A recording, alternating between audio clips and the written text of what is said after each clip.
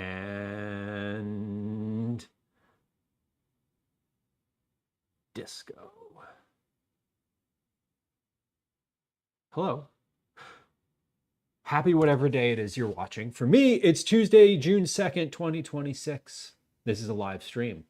If you're not watching it live in this very moment, it would be amazing if you'd hit the subscribe button and the little bell down there, because when you hit that little bell, it will alert you to when we are live, which is awesome.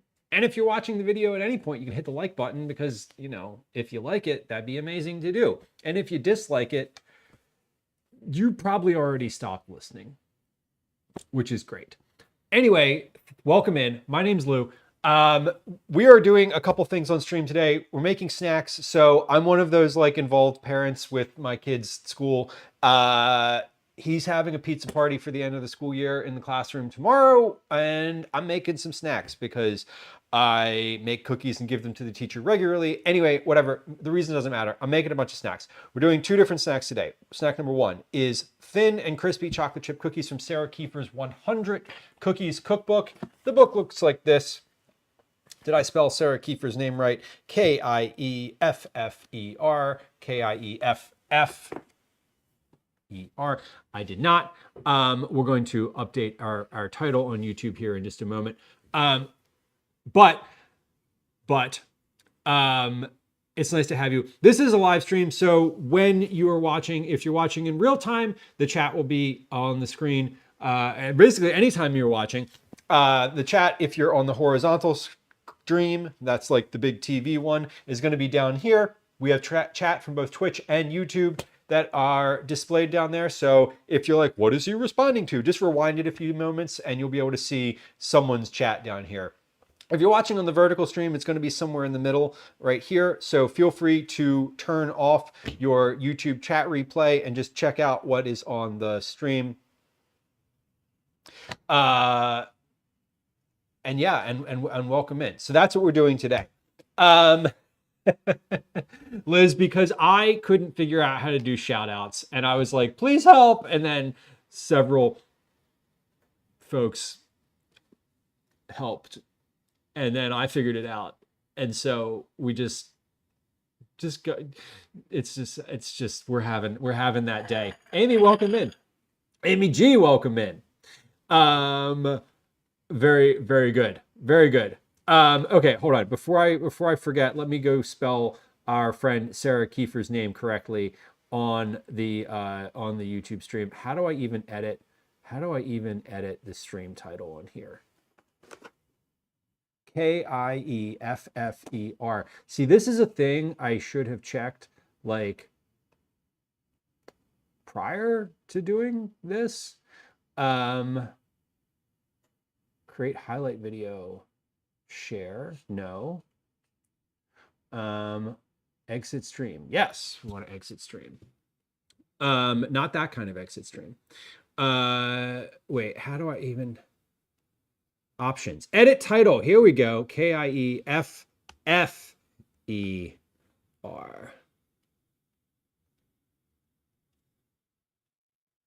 Okay. Oh, no, we've reached our maximum limit of our character limit here. We can't do that. VNKIEFFER SARAH. All right, we did it. We did it. Hell yeah. Man, can you believe it? I can't. We did so good just now. Okay. Anyway, I thought it was on a timer. Might be. Liz, I was messing with the bot a bunch today. So if things are broken, like I can't, I don't know. If things are broken, one, it's my fault. Two, we're not fixing anything live. We're just going to turn it off. We're just going to turn it off. And I don't mean the bot. I'm going to turn off the thing. Anyway, we're making cookies. I was in the middle of talking about what we were doing today. I got through one of the two things that we're doing today. Anyway, if you're watching on YouTube, please like and subscribe. And smash that heart / bell, whatever. I don't know. Gwen should be here to do the thing. She's always very good at it. Anyway, we're gonna make the cookies and we're going to make Rice Krispies treats. These are not Rice Krispie brand treats. These are Millville Crispy Rice treats because we got the cheap ones today. I'm hoping the recipe is on the back of one of the bags of marshmallows that I have. I have like 4 different types of marshmallows. Maybe 3. I don't know. Whatever. We got a bunch of different types of marshmallows. We're gonna make those today too. So we have a few things in the queue today. Have I ever made Rice Krispie bars with other cereals? Moonlit. Guess what we're doing today? We're making fucking Pride. We're making Pride Rice Krispie treats. You know why? Because it's June.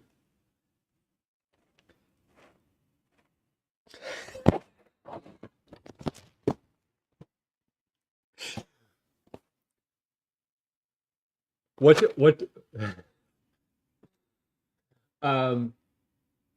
does the gay geologist collect?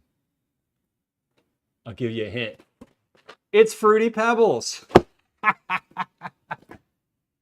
That's not a hint. That's the punchline.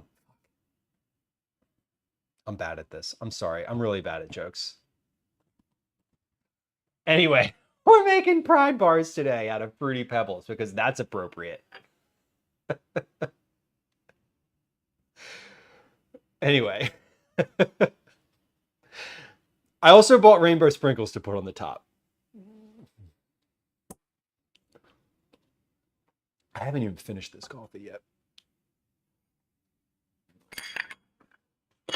Okay. Let's read these recipes first. All right, let's find first off. We're gonna read the recipe for these chocolate chip cookies. I'm gonna hope, even though hope is not a strategy, I'm gonna hope that there is no resting time on these cookies because I didn't read it ahead of time. And if there is resting time on these cookies, we're gonna make the other ones that don't have resting time. Adjust the oven rack to the middle of the oven. Done. Preheat the oven to 350. Done. Line 3 sheet pans with aluminum foil, dull side up. No. I hate cooking things on aluminum foil. I might just cook these directly on the sheet pan. In a small bowl, whisk together the flour, salt, and baking soda. In the bowl of a stand mixer fitted with a paddle, beat the butter on medium speed until creamy, about 1 minute. Add the granulated and brown sugars and beat on medium speed until light and fluffy, 2 to 3 minutes. Scrape down the sides of the bowl. Add the eggs, water, and vanilla. Mix on low speed to combine. Add the flour mixture and mix on low speed until combined. Add the chocolate and mix into the batter on low speed. Remove the bowl from the mixer and use a spatula to make sure the dough is completely mixed. Form the dough into 28-gram balls, 1½ tablespoons. Place 6 cookies on equal distance apart on the prepared sheet pans. The cookies will spread quite a bit, so make sure they are on good distance apart. Great. Bake 1 pan at a time, rotating halfway through baking. Bake until light golden brown, 15 to 17 minutes. Transfer the sheet pan to a wire rack. Let the cookies cool for 10 minutes on the pan. Move the pan to a wire rack. Move the pan to a wire rack to finish cooling. The cookies will crisp up as they cool down. Store the cookies. We don't need to store them. We're not storing them for any longer than 24 hours. I've never followed storage information about cookies in my entire life. So, anyway, no resting here. Yeah, Moonlit, there's no resting in this recipe. And these are supposed to spread too. So you don't even want the batter to be cool. You want it to be room temperature, I'm assuming.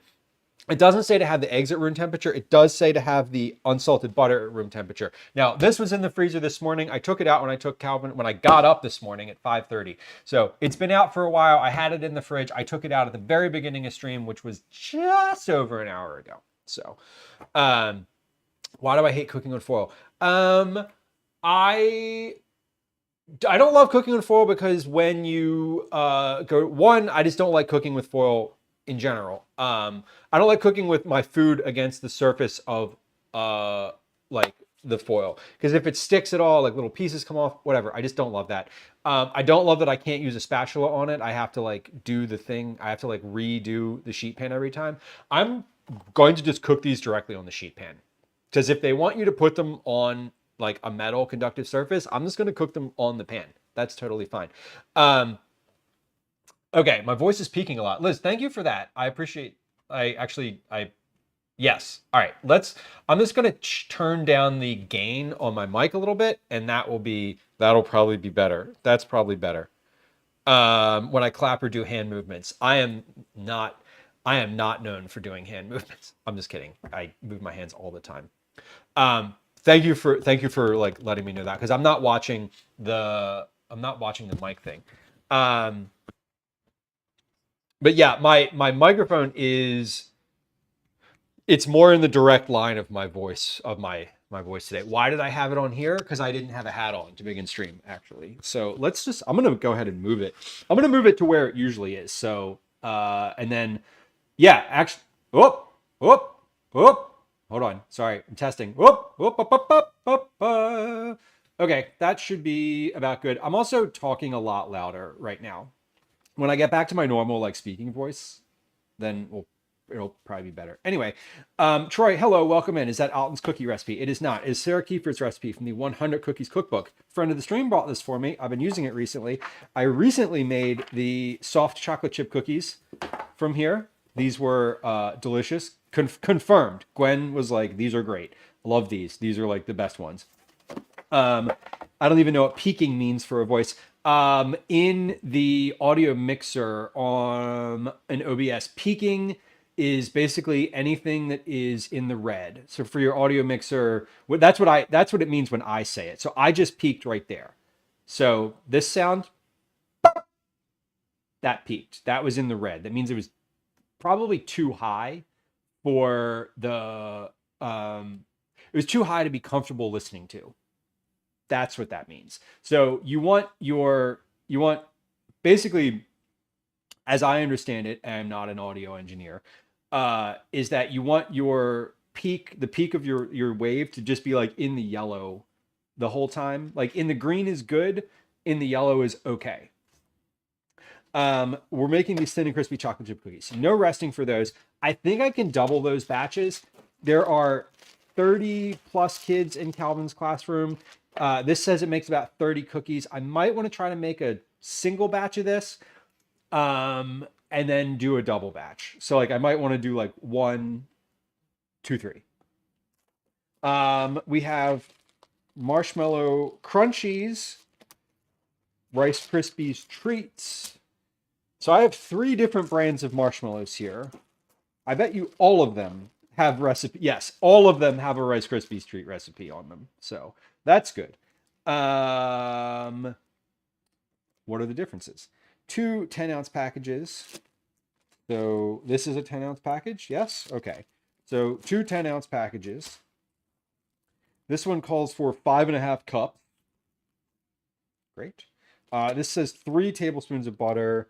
This is a half a cup of butter, which is half a cup of butter is 4 tablespoons, right? And then this calls for 6 cups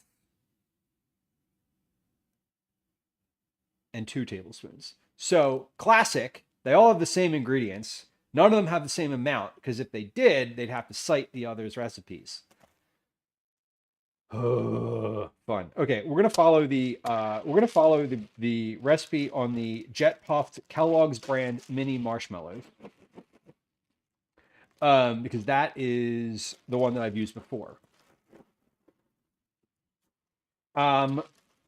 So these are all the marshmallows I have. I am gonna make a double batch of this because I'm using. I might actually make a triple batch of this and just see, because I know Gwen likes these. I like these. Like, it's going to be disappointing if I make a bunch of these and then we don't have some in the household. So let me see. I know I have enough cereal. I don't know if I have enough marshmallows. So let me measure out, and I know I have enough butter. So let me measure out the marshmallows. Do I have enough butter? Shit. Should have enough butter. I know I have more butter in this refrigerator somewhere. A freezer. This is not a refrigerator. This is a freezer. Maybe. I know I have plenty already, but I think I'm actually going to be out of butter after this. So that's fun. Okay, cool. Feral Terminator, hello, welcome. Warzy, I like these ratios. Also, hi. Did I actually say hi to you? You prefer the ratios in Sally's versus the box recipe. I feel like the last time I made it, I used the recipe from the side of the like the Rice Krispies Treats box. 9 cups of cereal, 1.5 sticks of butter, 11 cups of mini marshmallows. Um, okay. So from in a 9 by 13 pan, they were too thin. Okay. You know what? I will take that in advisement. So here's what I'm gonna do. I'm gonna do now I'll use that ratio because we like gooier too. Um I like your the Rice Krispies recipe is the same one that's on the back of this bag because this is the Kellogg's brand, so they have the rights to that recipe as well. Like this one has literally has the Rice Krispies branding on it. Uh, so this is definitely the one off the box. Um, yeah, we'll use that. Um, So if Worzy, I'm actually gonna take, hold on, let me take your ratios here because I like the idea. I like that it would be a little thicker. Um, so we'll do, what did you say? Nine cups, 1.5 sticks of butter. That's 12 tablespoons. And then 11 cups marshmallows. So what I think I'm gonna do is I'll make a batch that size, and then I'll do a batch of the regular size for the household. So we'll do this one for school, and then a regular size one for the household. That's my that's my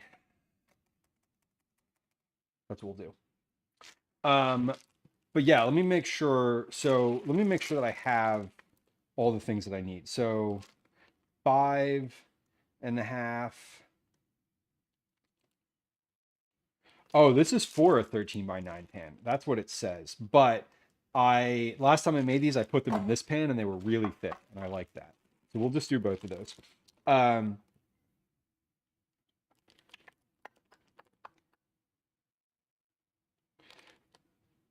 So I know I have enough cereal. 9, 10, 11, 12, 13, 14.5 cups of mini marshmallows. Okay, so let's do this first. Let's see how many mini marshmallows I have.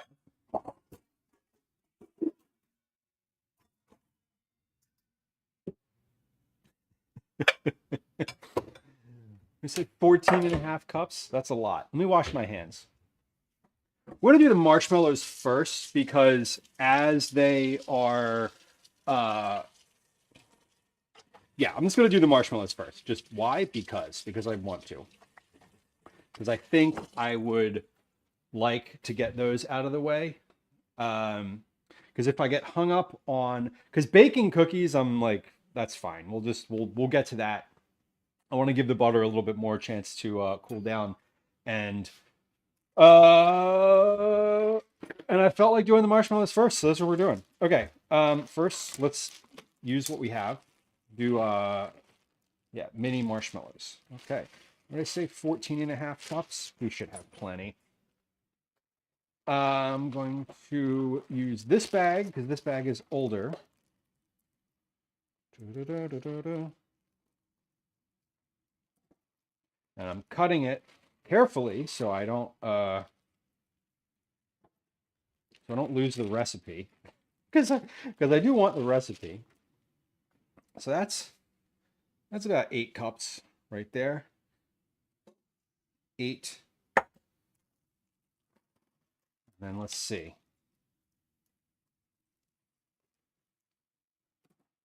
8, 6.5. So I need about 6.5 cups. That should be just about a bag. If it's not, that's fine. Yeah, that's good. Okay, that's plenty. Um, that'll be good. I'm gonna add just a few more, just in case, because it didn't really look like 6.5 cups. It looked like maybe 6. So let's do. The worst thing that happens is it ends up being a little too gooey, which like, oh, it's too bad. It's not. That's fine. Totally fine. Wow, it's a lot of marshmallows. Good Lord. Okay. I also want to grease this pan, right?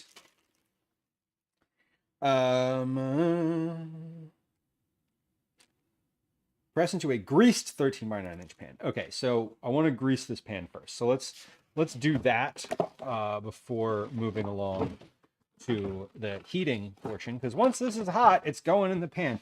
And the other thing that I need to remember to do or not do, the other thing that I don't want to do here is to make to press these into the pan. So that's important.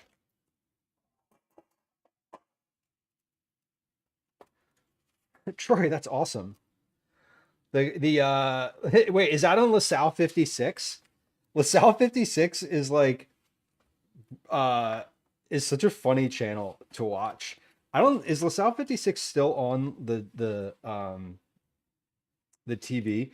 LaSalle is a university in Philadelphia, and they have this TV station that's like run by students, and I don't actually know if it's still being broadcast, but I know that it's always wild because it's like they have these shows and there are college students on them, but it's like sports commentary shows, and they'll do like talk shows, like local news types of things. It's always very fascinating to watch.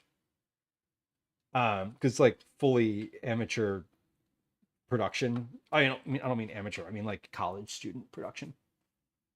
It's really fascinating. Oh my God, so fluff. That is so wild. I'm sorry. You're having a terrible run of the things recently. Has your week improved this week? I know it's only Tuesday.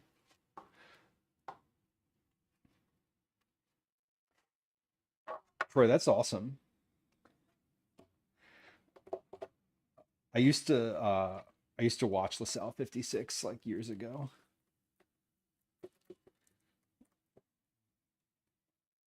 They're a it's like public access TV and here in Philadelphia. Nothing terrible has happened yet. Yeah, hopefully the wind blows your bad luck away. I agree. Agreed. All right, we're greasing these pans before we get into anything. So there's 30 some kids in the class. I think we'll just do a double batch of the cookies because I was like, we'll just each kid can get 2 cookies. And now I'm like, we don't really need to do that. They're getting pizza and Rice Krispies.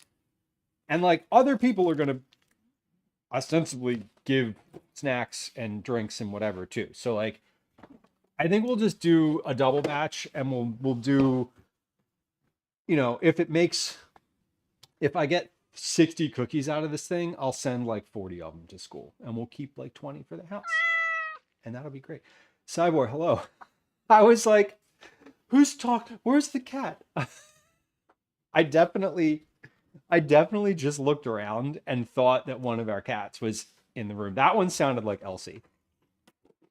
You know how if you have cats, all of your cats have their own like little voices. Like when I hear the cats in the house now, I'm like, that was Ash, and it was. Okay, how much? First off, if I'm doing a double batch of cookies, I need to make sure I keep enough butter to the side for the cookies. So I need 2 sticks per batch. This butter is just for cookies. Okay, we'll put that on the tray. So I have 4 other sticks of butter. I need 1.5 for ratio number 1. 1.5. And then ratio number 2 is 3 tablespoons. So 3 tablespoons plus 4, 5, 6, 7. So I just need to cut a tablespoon off of this. So what I'm going to do is I'm going to make all of this at once in one big batch. And then I will put it into 2 different pans. That's the move. So just need to cut a tablespoon of butter off here. Perfect. Good. And I also need to remember to purchase more butter because somehow I'm out of butter. Almost out of butter. There's like a bunch of little sticks in the fridge here. Okay. So if I need that plus, what is my total? So I have all my butter here. I have all my marshmallows. What is my total volume of cereal? 9 cups plus 6 cups. So that's 15 cups of cereal total. If I want to do a mix of Fruity Pebbles and crisped rice. Let's see how much crisped rice I have because I have an open bag of that right here. Like this is open. I want to use this first. So if I need 15, that's 7.5 cups twice. So I should have, let's see, that's 8 cups right there. So there's 8.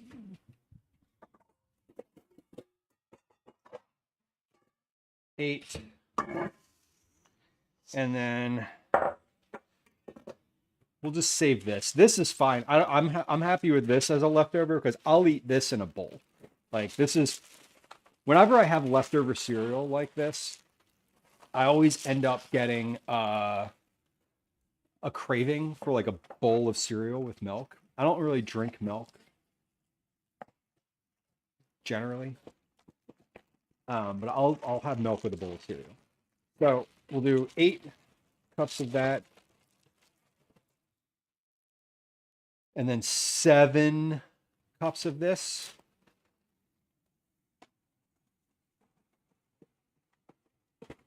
So this will just be like a mix of things. And the only reason I'm doing the Rice Krispies in there instead of completely doing Fruity Pebbles is because I had an open bag of Rice Krispies.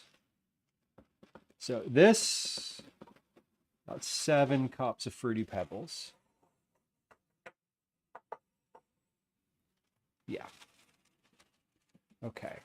Got some out on the counter.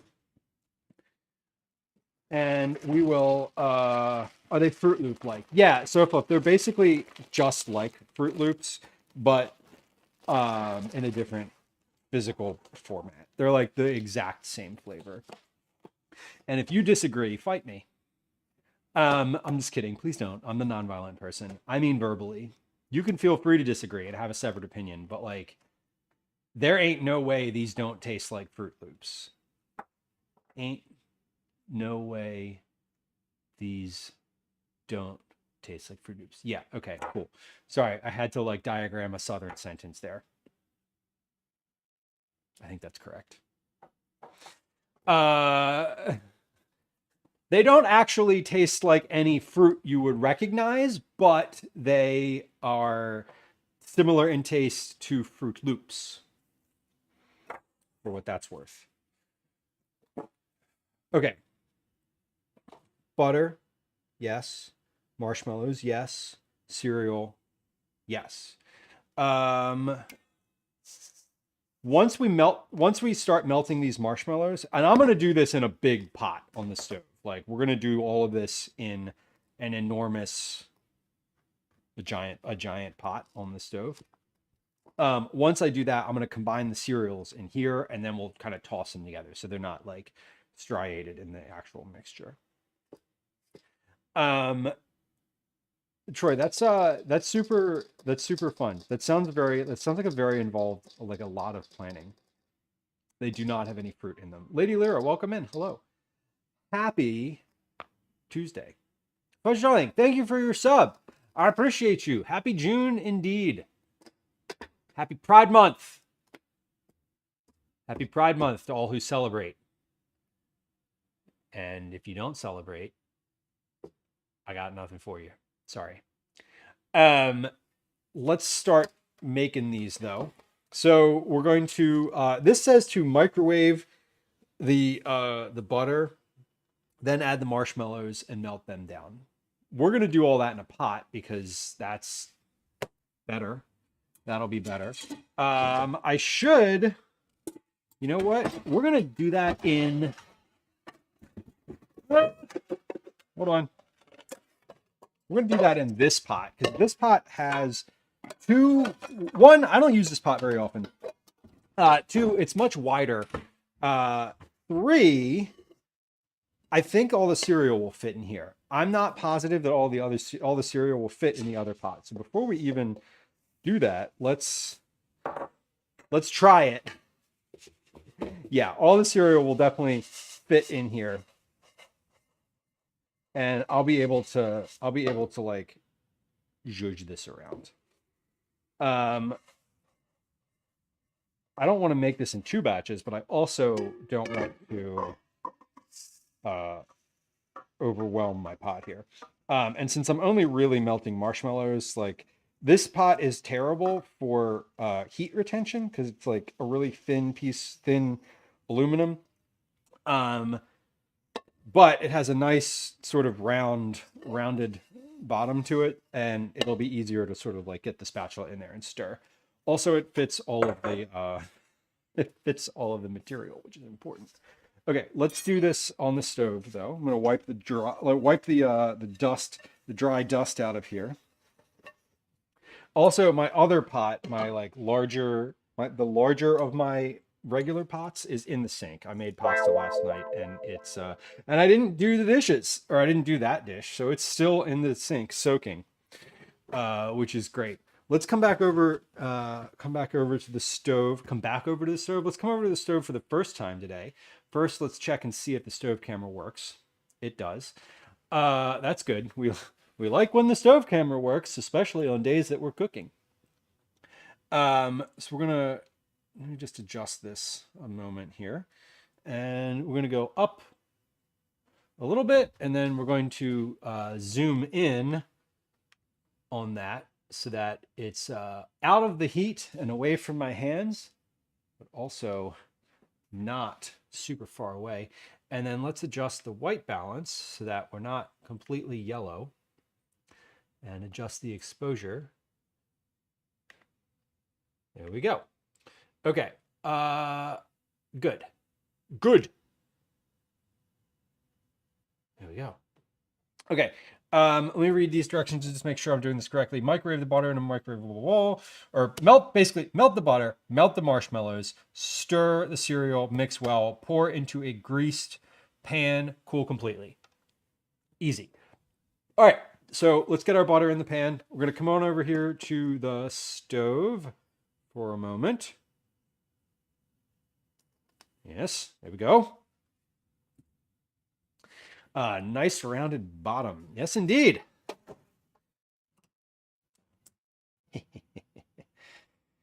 All right. We don't really need to preheat this pan. We're gonna just dump this butter right on in there,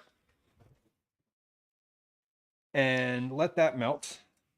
And then we're gonna dump the second stick of butter in there. We're gonna let that melt, and then I'm gonna get my spatula out. I am going to use the heat-proof rubber spatula to stir all of this around.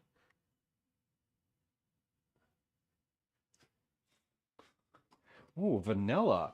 I'm not adding any vanilla to this. Do y'all put vanilla in your Rice Krispie treats? That's a good idea. I'm not opposed to that.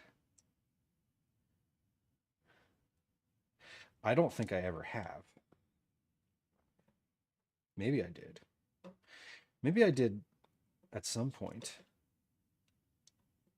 It does sound good, actually. And I have vanilla on the counter. Carly, hello. I put vanilla in everything because it's wonderful. No, I mean, I'm with you. I just never considered it. Maybe we'll add a little splash of vanilla in here. I do like that. Yeah, Warzy, a little pinch of salt here too would go a long way because nothing in here is salty, and salt enhances the flavor in basically everything. Once the marshmallows are melted, but before the cereal. Okay. I got it right here. And because we're using like fake fruit cereal and like marshmallows, we're also going to use imitation vanilla because like obviously. Obviously. Sarah, hello.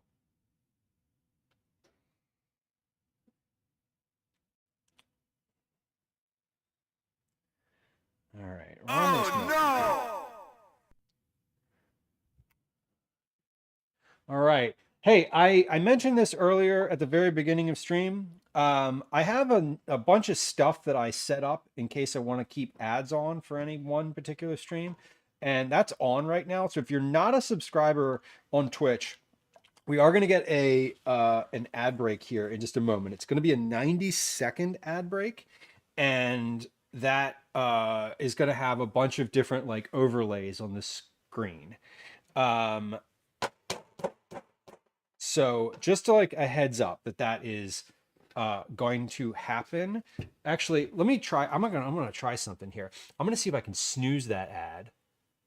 Okay, we're gonna snooze it for 5 minutes because I want to see what happens when I snooze it. So I'm doing just like a very little bit of testing today on the ads thing, and I think I'm gonna turn ads off after the first one runs automatically. So we should be finished melting here pretty shortly, though. I'd like to finish this before before that ad runs. Now, this is what I don't love about ads, especially the auto ones in a cooking stream anyway, is you're just like, well, I guess you just won't get to see this thing happen. But we snoozed them, so we'll see. We'll see. I also want to see if the notifier pops up, if it does that same thing again in 3 minutes. So I have a notifier set up to notify me when there's 2 minutes until an ad. Okay, so we're going to add the vanilla here. I don't know how much that was. Probably like a teaspoon. Not all that much. Just a little bit. Just a little splash.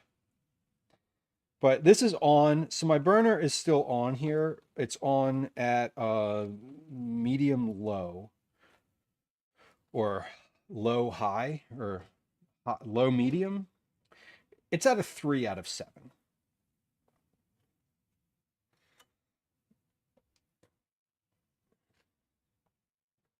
So that's we're just melting.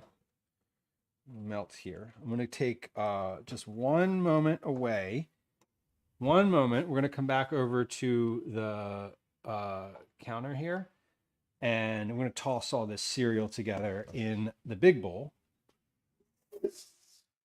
Okay, so this thing over here, this is one of the things that I'm talking about for the ads program. So when you snooze an ad, I guess that doesn't really alter, it really doesn't adjust its display.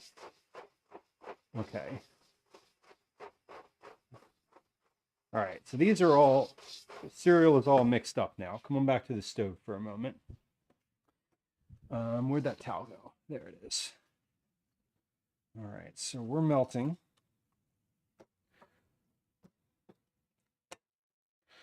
We're melting. If we're not finished putting these Rice Krispies treats in the pan by the time that ad is due again, I am going to snooze it again. I'm just like, I'm trying to test something. Just trying to do a little testing today on the ads thing. That's all. We're probably not going to start having ads regularly again, but I wanted to make sure there was optionality. So this is a lot of marshmallow. This is great. We're basically making fluff. Can you make Rice Krispie? Can you make like crispy rice treat things out of fluff? Is that a thing? I don't think I've ever heard of doing that before, but I also don't really know. I feel like fluff wouldn't set correctly. Like you maybe have to do something else with it to get it to set. Because it's pretty gooey in general. Worzy says, yes, and they're gelatin free. Okay. That's fun. I didn't know fluff was gelatin free. But I guess gelatin is what gets the marshmallows to stay their shape, right? Okay, so let's see if that alert thing goes off again here. It should any moment now. Oh no. Okay, it did. Good. That's good. Okay, we're going to snooze this again.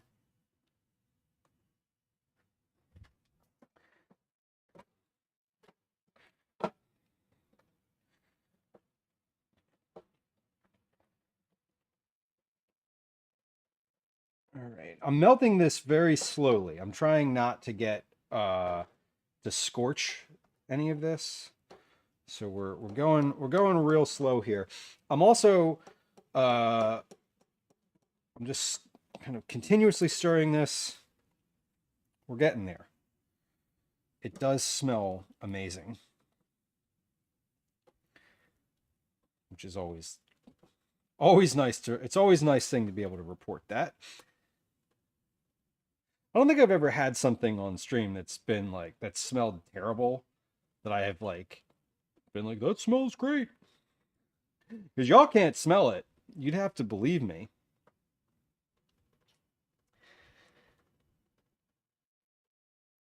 All right, almost there though. Almost there. We got a few little marshmallows still kicking around. And then we're going to add the cereal to this in just a moment.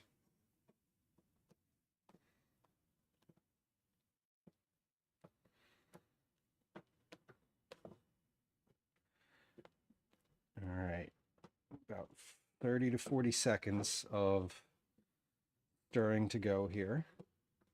I'm going to turn the heat off now because this is hot and I don't need to stir this any more than it is.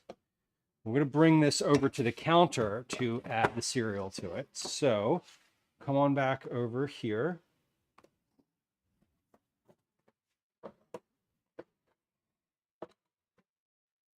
And we're going to add our cereal. You know what? Let's do this camera. That'll work. And here goes. Here goes our cereal. So I'm going to add about half of that and mix this in.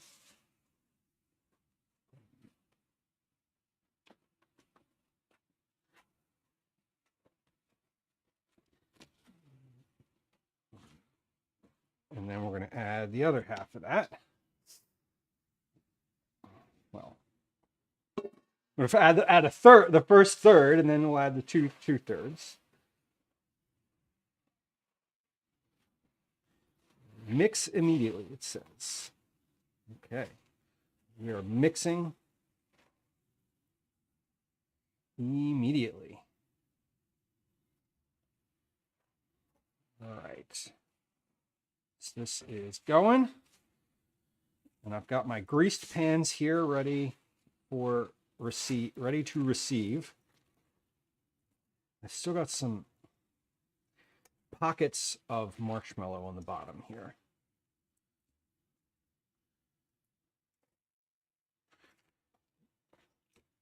Yeah, there we go, right in the center. All right, bring that to the top. These are looking great.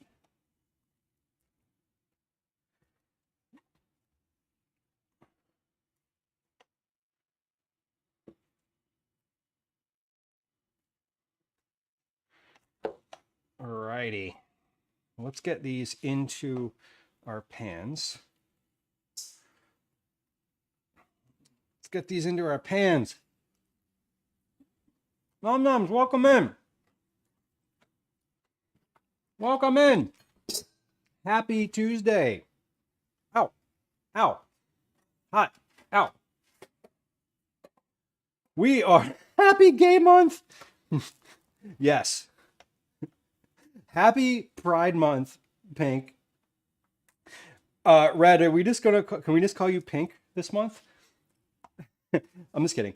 I mean, I'm not actually kidding. I was trying to make a joke of it, but using someone's real name is important no matter what their gender or sexuality is. Anyway, welcome in. Friends who are hanging out here. Mom Mums is a friend of the stream, fellow food and drink streamer, does food education as well as cooking on the channel. Time Lord Angel, welcome in. Hello. We're going to. I'm not having much success with my. Not having much success with this spatula, or rather, I am having success with the spatula, but it is not. I need to get my hands. I need to use my hands here. We're making Rice Krispie style treats here today. Oh my God, I have fucked this up so bad. Sorry, Boar. I love the kissing pigeons. Oh my God, why is everything the worst? Let's do this. We gotta get this into the pan. That's what we're doing. We're trying to get this into the pan. We have a mix of different things. We have Rice Krispie treats and a Fruity Pebbles. And we also we have an ad. We have an ad coming up in like a minute. I'm trying something new today, y'all, with the ads. I don't usually run ads on the stream. We usually do like pre-roll ads. But we are we're working on these today. I'm gonna snooze these one more time. So we have, it says ads coming soon, but we are going to delay those for just a moment here, and then finish these, and then I'll say hi, and then we'll actually run them, and then we will be finished with our ad testing for the day. Okay, we did it. Okay, so we're just gonna spread these out in the pan. Let me do this one first. So I'm not pressing these down. This is a thing that I've learned from experience, that when you like press them into the pan and they get too dense, they don't stay chewy. And I hate that because I prefer a chewy Rice Krispie treat. So we're just pressing them down. So let's do that. I'm also eating the bits off the counter. Anyway. We're spreading this out in the pan. Yeah, these are nice and thick. Warzy, I think you were right with the both the ratio here and like the volume, because this is like a good amount for this pan here, what I've got in this little guy. But I think this will be good. This will be a good thick Rice Krispie treats in here. And the thing with when you make them really thick is you can cut smaller squares. That's the nice part. Okay, so these are ready to go, basically. Stop it. And they need to cool down completely. So those are ready. In addition to the Rice Krispies and the marshmallow, as if the Fruity Pebbles weren't rainbowy enough, we're also going to add some rainbow sprinkles to the top of this, because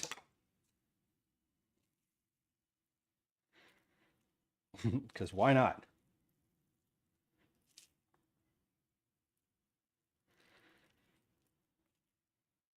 So while this is still warm and sticky, it's going to put some rainbow sprinkles on the top of these. I did that with this ratio. You pressed a lot. Okay. I have a little bit of like PTSD from a couple batches of these ago. I pressed them really hard, and they were so dense and like so thick that they like turned out, they were very disappointing. I'll say it that way. They did not turn out at all the way that I was hoping they would. And they did. They turned out, they tasted fine. They were just really thick. And I didn't love that about them. So we have our Rice Krispies treats here. We're going to leave these sit on the counter behind me here for just a few minutes while they to cool down. Friends who joined us, Moms is a friend of the stream. I would encourage you to go follow them. There is a shout out in chat that you can scroll to. Friends who join us from Mom stream, it's nice to have you here. Welcome in. My name's Lou. This is a cooking stream. We do mostly cooking here. A lot of vegetable forward family meals. We also make a lot of snacks every once in a while. We make a lot of snacks. We do recipe development on stream. That's one of the things that I do for work. We sometimes get out in the world for IRL stuff. It's a very conversational stream, so if you like to chat, great. If you don't like to chat and you just want to lurk, that's also lovely. We appreciate lurkers here. Follows are silent. There's no alerts. There's no sounds. There's no chat messages. I'm not going to say hi to you if you hit the follow button. Think about the vibe here as you're hanging out at your friend's house at the kitchen counter while they're making food, because that's what we're doing. Today we are making snacks for my kids, a pizza party that my kid is having in his classroom at school. We're making Fruity Pebbles, Fruity Pebble crispy treats. They look like this currently. They're going to need to cool down a little bit, but they have Fruity Pebbles, they have Rice Krispies, they have rainbow sprinkles on them. And now that we're finished with these and they're in the pan, we're gonna get ourselves started on some crispy chocolate chip cookies. But first, we're gonna run a 90-second ad. Boo, boo, I know. Trust. I don't like the ads either. I'm gonna turn them off after this. So if you're here, leave the window open, the ad will run, then there will not be any more ads. But I'm gonna turn them off because I wanna make sure that I'm leaving this one run because I wanna make sure the things that I have that do ad stuff, there's gonna be a little notification down here. There's gonna be a bar on the side of the screen that counts down. That's gonna happen in about 20 seconds. If I hadn't snoozed it, there would be a countdown here that would let you know that. I need to move this in a different place where the chat isn't. We'll be right back. All I'm going to do is clear off my counter during that time. So 90 seconds. See you in a moment. Okay. It says ad starting soon. So in a perfect world, it would have started already in the moment I said that, and it would have been like, it happens on TV, but it's Twitch. So some of you might be hearing me still. Some of you might be in ads already. Some of you who are not a subscriber might not get an ad at all. I don't know. It doesn't matter. It literally doesn't matter. None of this matters. Yeah. There's a sound for that. There it is. And it don't matter. None of this matters. Cool. All right, let's move these off to the side, somewhere where the cats aren't going to get to them. Damn it. Okay, sorry. I have a cut. I sliced my finger open the other day, and it's mostly healed. But I sliced it, and I just, when you get a cut and you like bump it again and it's like bad. That's what just happened. Turned out the Fruity Pebbles were specifically for Pride Month. I saw them in the store and I was like, yup, that looks gay. Let's do it. So I did. I've never made them with Fruity Pebbles before. Hi, welcome to another edition of Commercials I Hate. Cool. Okay, so let's see. Yeah, this little timer down here should show the amount of ads that are left over. It should say there's about 30 some seconds left. I don't know. The timer isn't exactly accurate, but that's cool that works. It should be a little bit more opaque. And then there's a bar on the side of the screen, which you can't really see, but it's like yeah, there it is. Cool. So we're going to turn the ads off after this. Monetization ads off. Okay.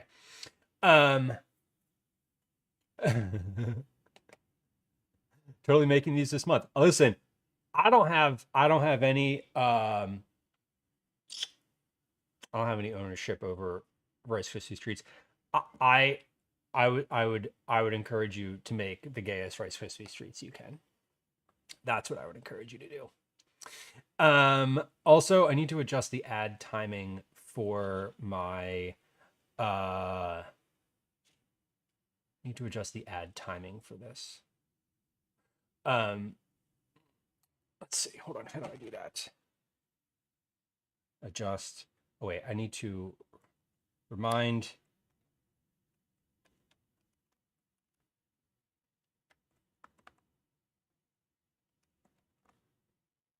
That's what I actually want to do. I want to adjust the ad message timing to specific ad duration.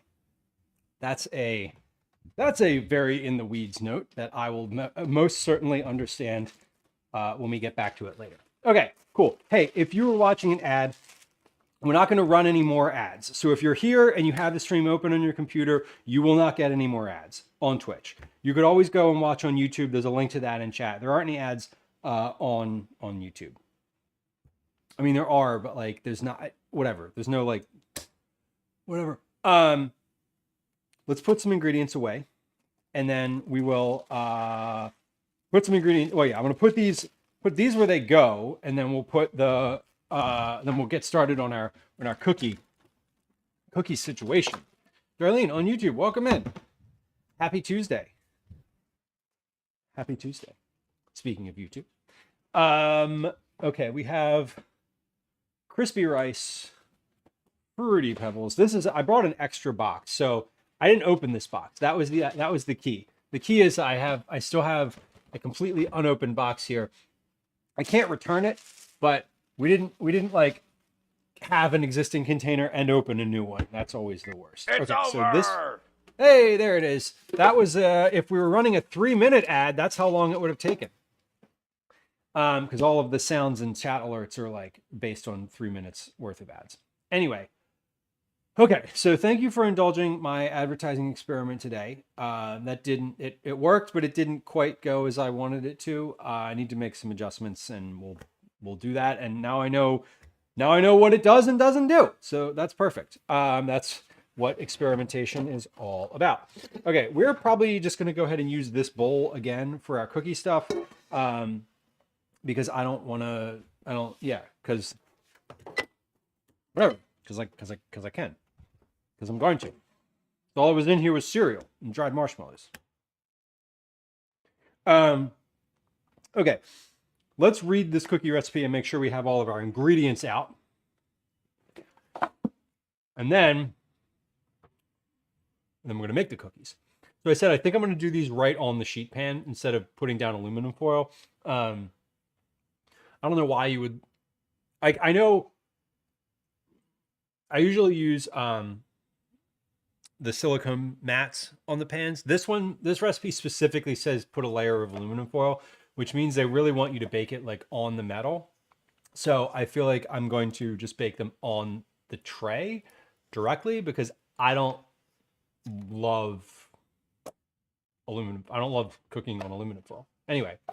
Sure, I hope your Rice Krispie treats turn out fabulously. I will take all the blame for that. Thank you. You can just lay it all on me.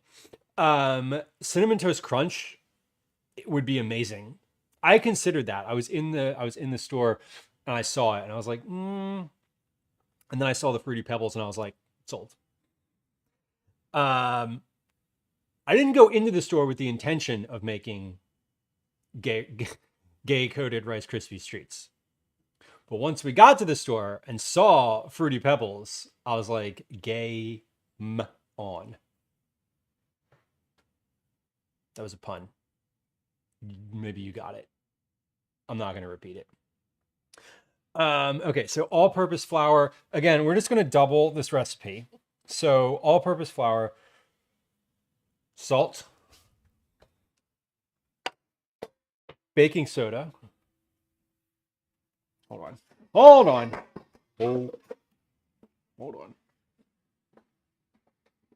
There we go. Okay. All-purpose flour, salt, baking soda, 2 sticks of butter at room temperature. We're doubling this recipe, so it's 4 sticks of butter. 1.5 cups of granulated sugar. I do not have that out. And the reason I don't have that out yet is because the bag of sugar that I was using ran out, and now we have a bigger bag of sugar. Brown sugar. So I have this open bag of brown sugar, and then this bag also open. Eggs, 2 large eggs. So let's do, I need 4 eggs. I have 1, 2, 3. These are use it up cookies. They really are too, because we're gonna hopefully use up some sugar, thing of eggs. Love it. 2 large eggs, 3 tablespoons of water. We'll get to that later. Pure vanilla extract. Vanilla extract is over here. And semi-sweet or bittersweet chocolate, very finely chopped. So I might want to put this in the food processor, because these aren't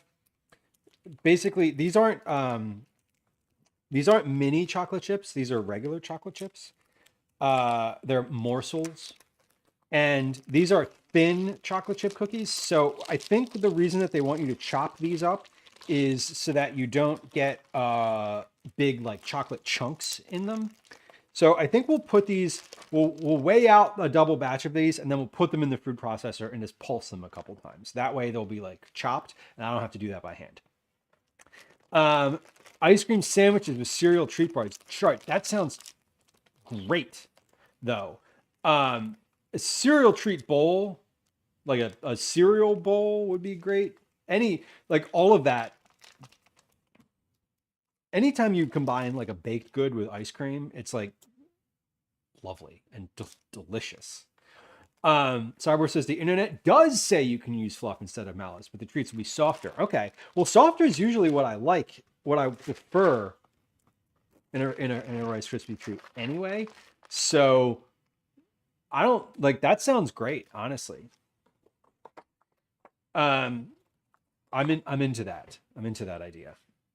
Okay, let's, what do we need to do? Flour, salt, and baking soda get mixed together.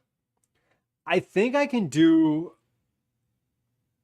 I think I can do a double batch of these. I should be able to do a double batch of these. Let's also, I'm going to get out, in case I want to make that third batch, which I might, I'm going to get out I'm getting this butter back out. Just going to get it out just in case. So we'll do a double batch of these, and then we'll see where we land after that. So we're going to beat the butter, then the sugar. No, I think we're just going to do a single batch of this because I just want to follow the directions. But let's weigh out. We're gonna get my ingredients out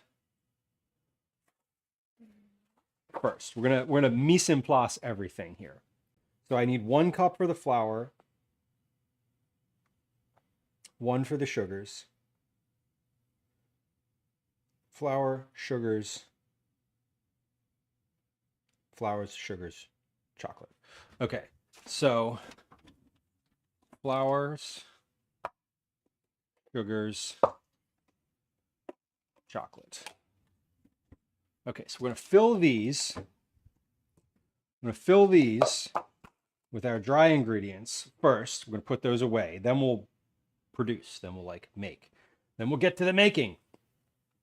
Let me wash my hands again. Because, again, washing your hands is an important part of cooking and hygiene.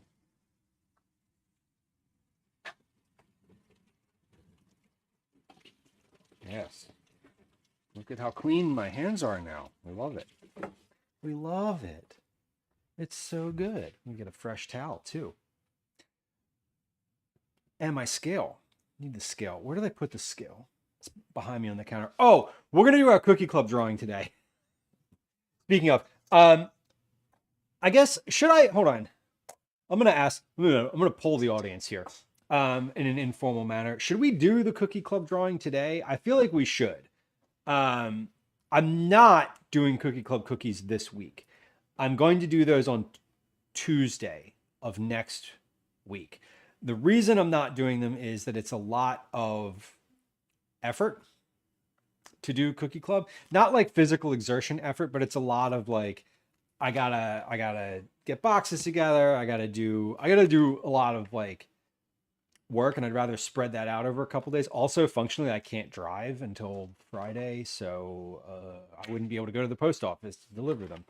Anyway, we're gonna do Cookie Club next week, but I'm ready to do the drawing today from May, so I think we're gonna do that. Dr. Hex Mikey, hello, welcome in. Oh my God, I would love a cereal treat bar. Cereal treat bars are great because you can make cereal treat bars without any, like, you don't have to use Rice Krispies. Rice Krispies is in fact a brand, not a style. We're doing 284 grams of flour per batch, which is 2 cups. So I should be just about filling this thing. 250, 60, 70, 84, 284, 290, nope, 283, yep, 288, oh, close, 87, 284. Okay, 284 grams. Do that again.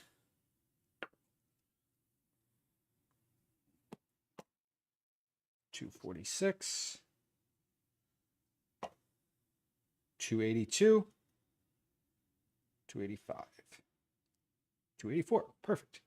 Okay, 284 grams of flour, a teaspoon of salt, and a half a teaspoon of baking soda. So we're going to do where's my half? There it is. I'm going to do 1 teaspoon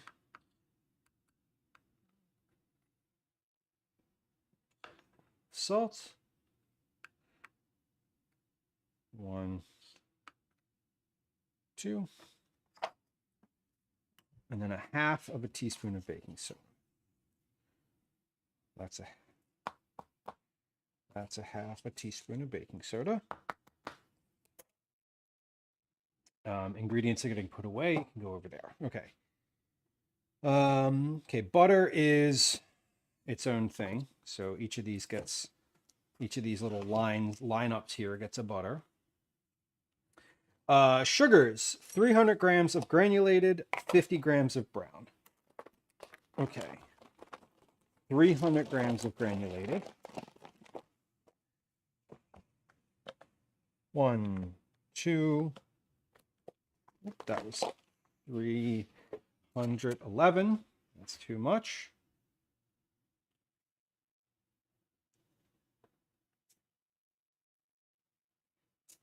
$300 grams of granulated, and I am going to, because I have 2 different types of brown sugar here, and they're both different colors, I'm going to weigh out. And I also want these to be like consistent. So I need 100 total grams of brown sugar.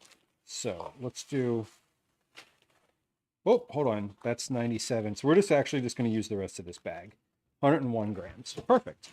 That is shockingly the exact amount I needed. Okay, great. Tare. 150 grams of brown sugar per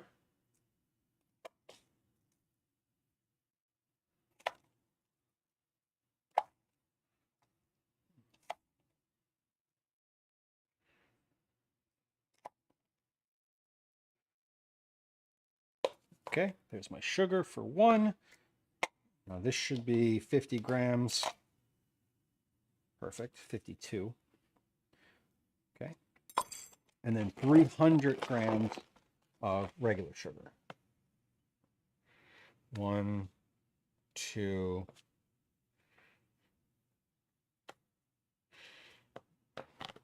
Okay, so if I tear this scale, that was 307. 2, 8, 7. Okay, so if I tear this scale here, 371, these should weigh roughly the same within a couple grams, 366. Okay, cool. So one container was slightly heavier than the other. Great. So we used up some brown sugar, and we used up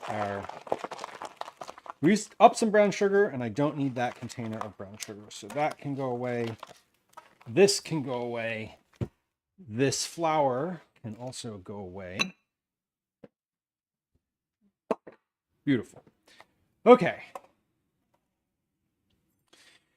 Sorry, I had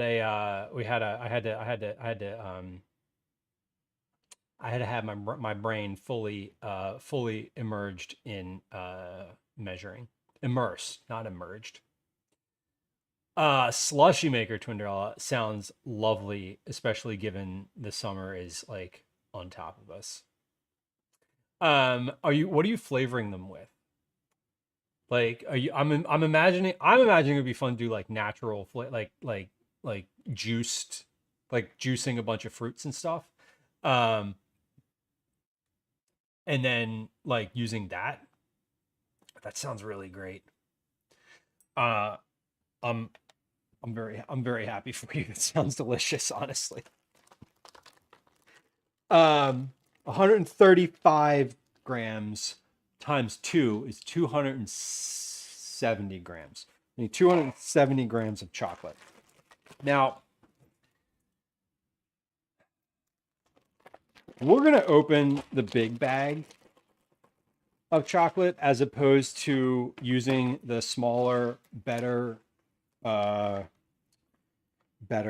higher quality chocolate. Because, not going to lie, these kids are 10 years old. They don't give a shit. So we're gonna use the less quality chocolate, and we'll save the Ghirardelli, or however you say it, for y'all, for cookie club stuff, or whenever I make chocolate chip cookies for my own damn self again, which has happened recently, so it might happen again. Okay, sugars are there, butter, flour, solids are good to go. Chocolate is in here. I'm going to get my food processor so I can give those a couple pulses and chop it up a little finer. Again, I just don't want to do that by hand. I'm not in the headspace today to chop up individual chocolate chip morsels into quarters with my hands today. So, Twinderella, so far we've done 2 liters of soda. Frozen juice concentrates. Yes, that's what I was thinking. Like, just like some sort of I was thinking of juicing strawberries, but I was also thinking of the like the Minute Maid, whatever, like the stuff that comes in the tube. They're basically, it's like biscuits but orange juice. If you know what I'm talking about, you're nodding along. And if you're like, biscuits but orange juice, Lou, what? And you can't Google that. Just Google like Minute Maid frozen orange juice tube. You'll understand what I'm saying. Yeah, experimentation sounds like a lot of fun in this scenario. Lauren on YouTube, welcome in. Ghirardelli. There we go. Okay. See, I don't have. I'm just like Ghirardelli, Giardia chocolate. No, that's not right. We don't want that. That's the one you give to your enemies, not your friends. Okay, let's pulse this in the food processor here, because it does say chocolate very finely chopped. So they want not chocolate chips. They want like teeny pieces of chocolate. Damn.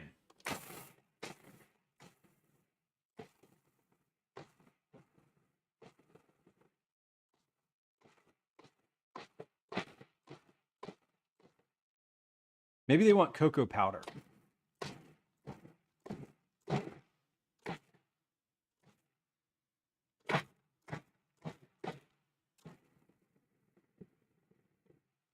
Okay. That's as finely chopped as I think I'm going to make these, because any farther than that, and these are going to be like, this will literally be making powder. So I don't want that. I'm going to measure these out into 2 different containers now. 135 roughly grams each.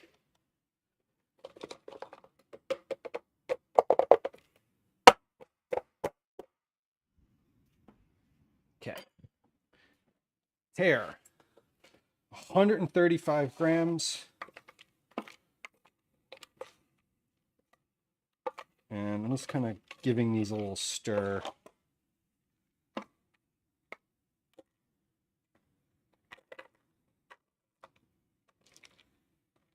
So let's do like 110.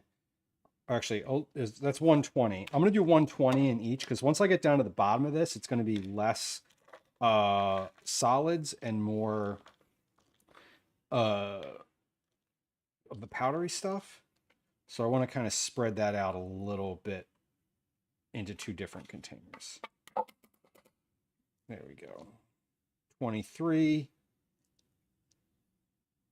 31, 135. Okay. And now, what did I do in here? 120.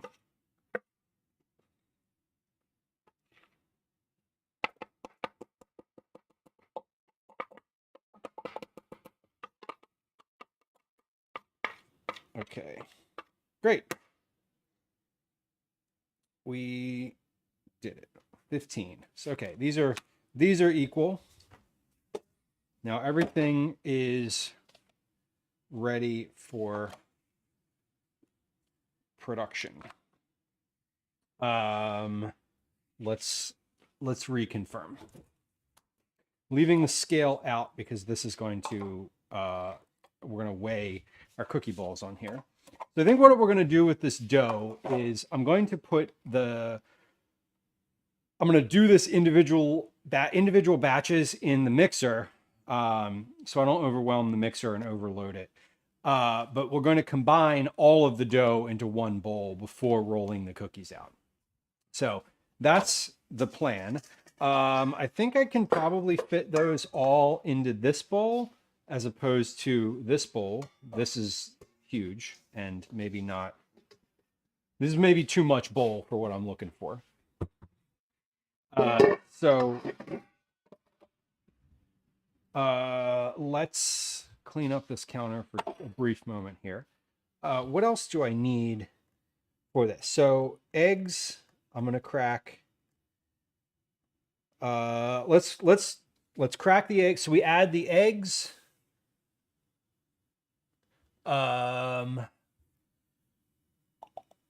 Eggs, water, and vanilla. Add the eggs, water, and vanilla all at the same time. So I'm gonna also combine those into containers so that I can just dump, that I don't have to do any more measuring, cracking, etc. So let me wash my hands again.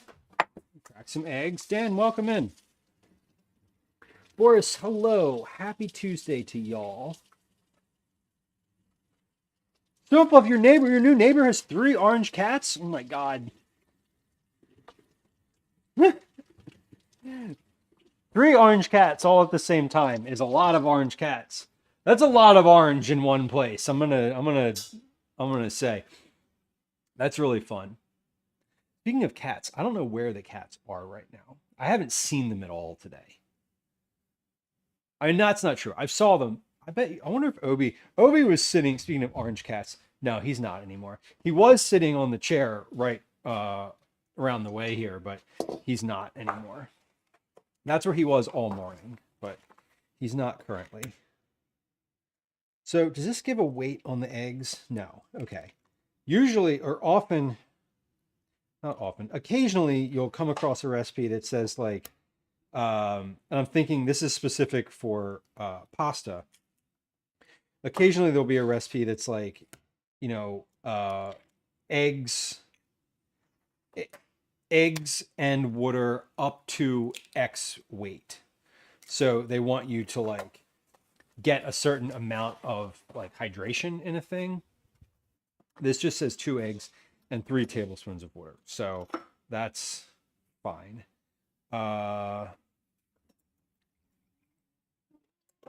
There's 2.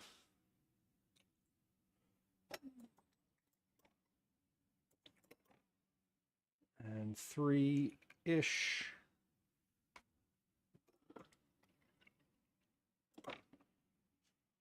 Two and 3. All right, and then a tablespoon of vanilla extract. Oh, the cats arrived separately in their own little clown car. In their own little orange clown car. That's cute, so fluff.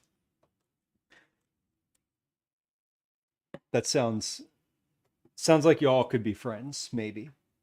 Although cat people can be very specific. So sometimes you're like, oh, they're a cat person too. We're gonna be friends. No. You're like, oh, they're a different type of cat person. Got it. Okay, never mind. We're gonna be enemies.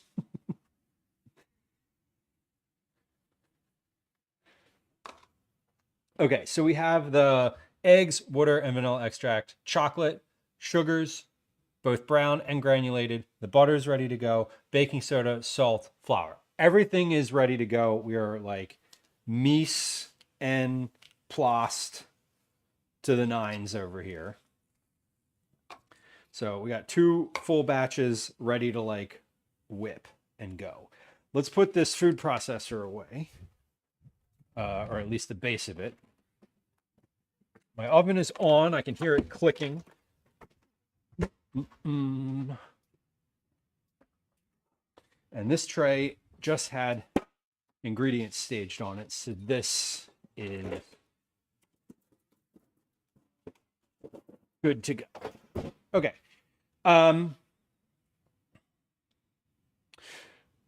Right. Mixer.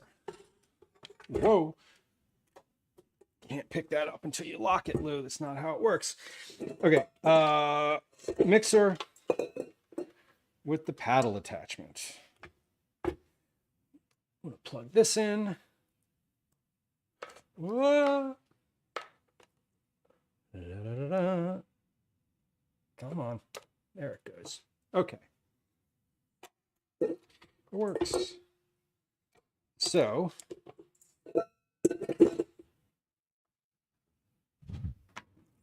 also don't need my compost bucket out. That was just for eggshells. Put that away. This bowl is going to be for the dough once it's ready. We're going to mix it here, put it in here, wipe this out or scrape this out with a spatula and just do the whole thing one more time. Okay. In the bowl of a stand mixer fitted with the paddle, beat the butter on medium speed until creamy, about 1 minute. Okay. So let's just, I'm going to move everything over slightly because I'm feeling a little crowded here. Get out of the way. Great. Locked in. Lock in. How much butter? 2 sticks. Unsalted butter. I'm using salted butter. You won't know. It won't. It will be zero difference. Zero difference. I was going to make the chocolate chip cookies from the 108 Asian Cookies cookbook today. They sounded amazing. They didn't have any like novel like things that I would want to worry about from like a dietary perspective. But they had an ingredient in them that I wasn't able to get this morning. I went to the store this morning to get a couple things. So I wasn't able to get that this morning, but I'm considering them for the next household chocolate chip cookie test because they sounded really good. The ingredient was malt Ovaltine. I could have gotten it delivered, but I didn't want to do delivery today. I just wanted to walk to the grocery store. Okay. Medium speed until creamy, about 1 minute. Okay. Locked. Medium speed.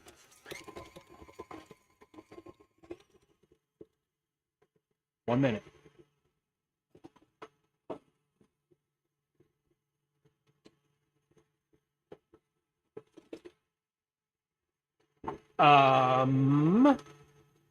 Okay, then we add the sugars And do that again for 2 to 3 minutes.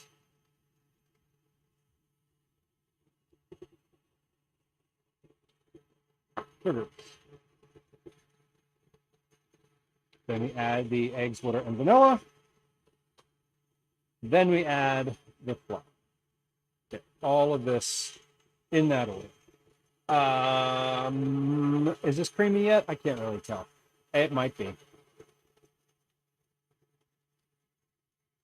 It's getting there.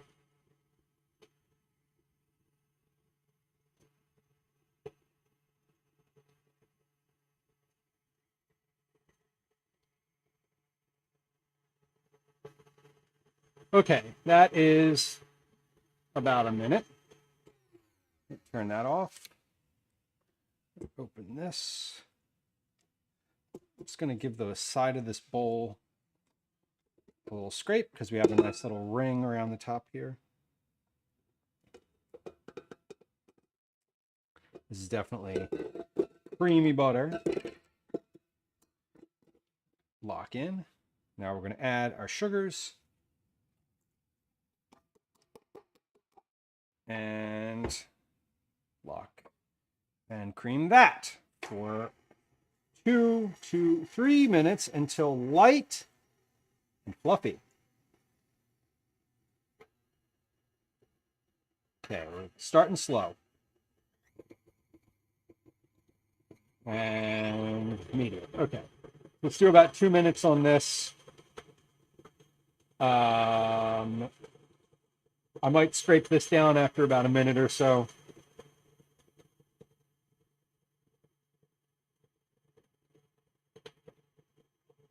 Yeah, I'm definitely going to do that because I can see it starts getting like this little ring around the top, and not a ton of stuff up there, but it still could use a little assistance.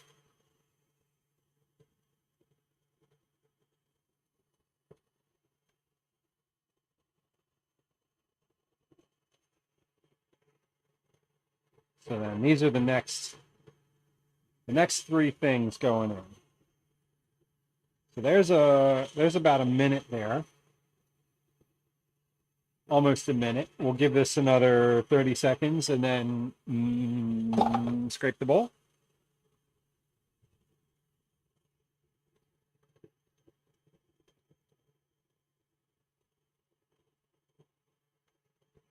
So this is going. We're getting there. Again, we're going to do 2 batches of this before we start with the rolling process because I was thinking of doing 3 total batches, but I don't think each kid needs 2 cookies. I think 1 cookie and some pizza is probably the right amount. Okay, so there's a minute and a half. So we're just about halfway through this here. We're getting there, but this isn't quite the light and fluffy I'm looking for yet. Let's scrape this down and get another minute and a half or so here. Where I love this. This is this recipe was super specific. It said the cookies were going to spread a bunch, so I'm curious what that looks like because the past couple recipes I've done, they haven't spread very much. Okay, so about another minute and a half of whipping time.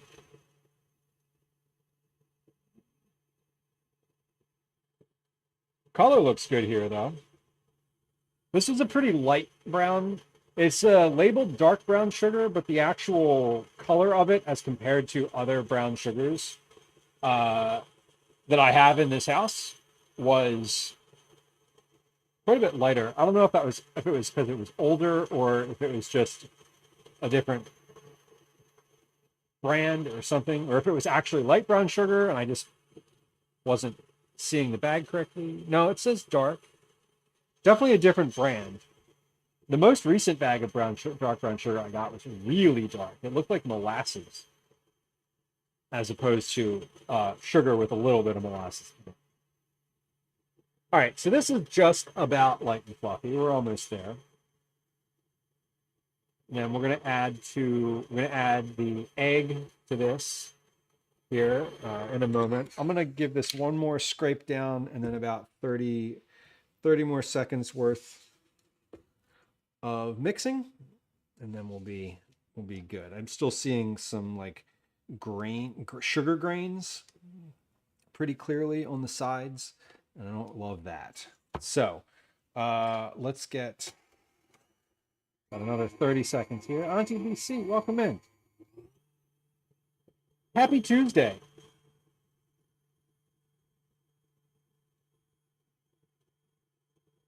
All right, that's looking better.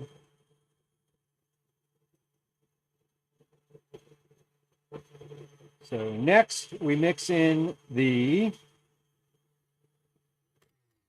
yeah, I would say that's light and fluffy, and we're at about 3.5 minutes here.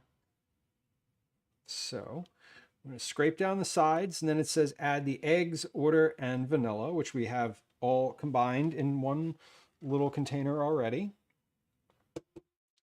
So we're going to scrape and mix on low speed until just combined. All right. Come on. There we go. All right. We have our eggs, water, and vanilla all ready.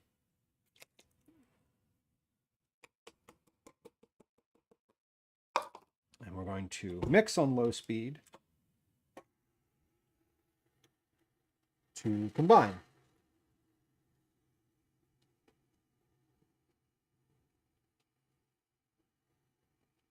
We are almost there.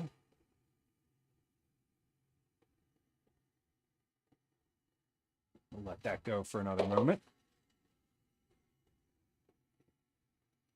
And then we're going to, so I can still see yellow. When I can't see any like strings of yellow in here, that's when we're ready. Okay, that is combined.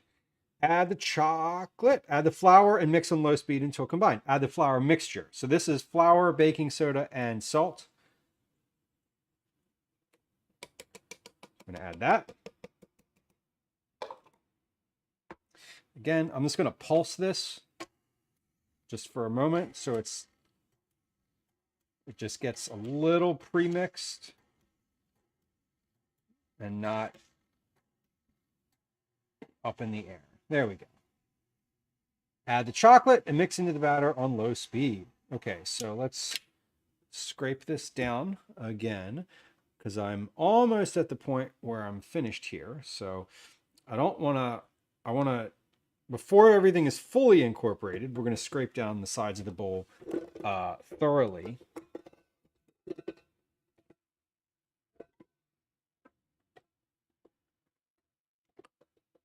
There we go. And then I'm also going to give this a little bit of a lift from the bottom to check if I have any dry underneath of here. I do not. So we are good.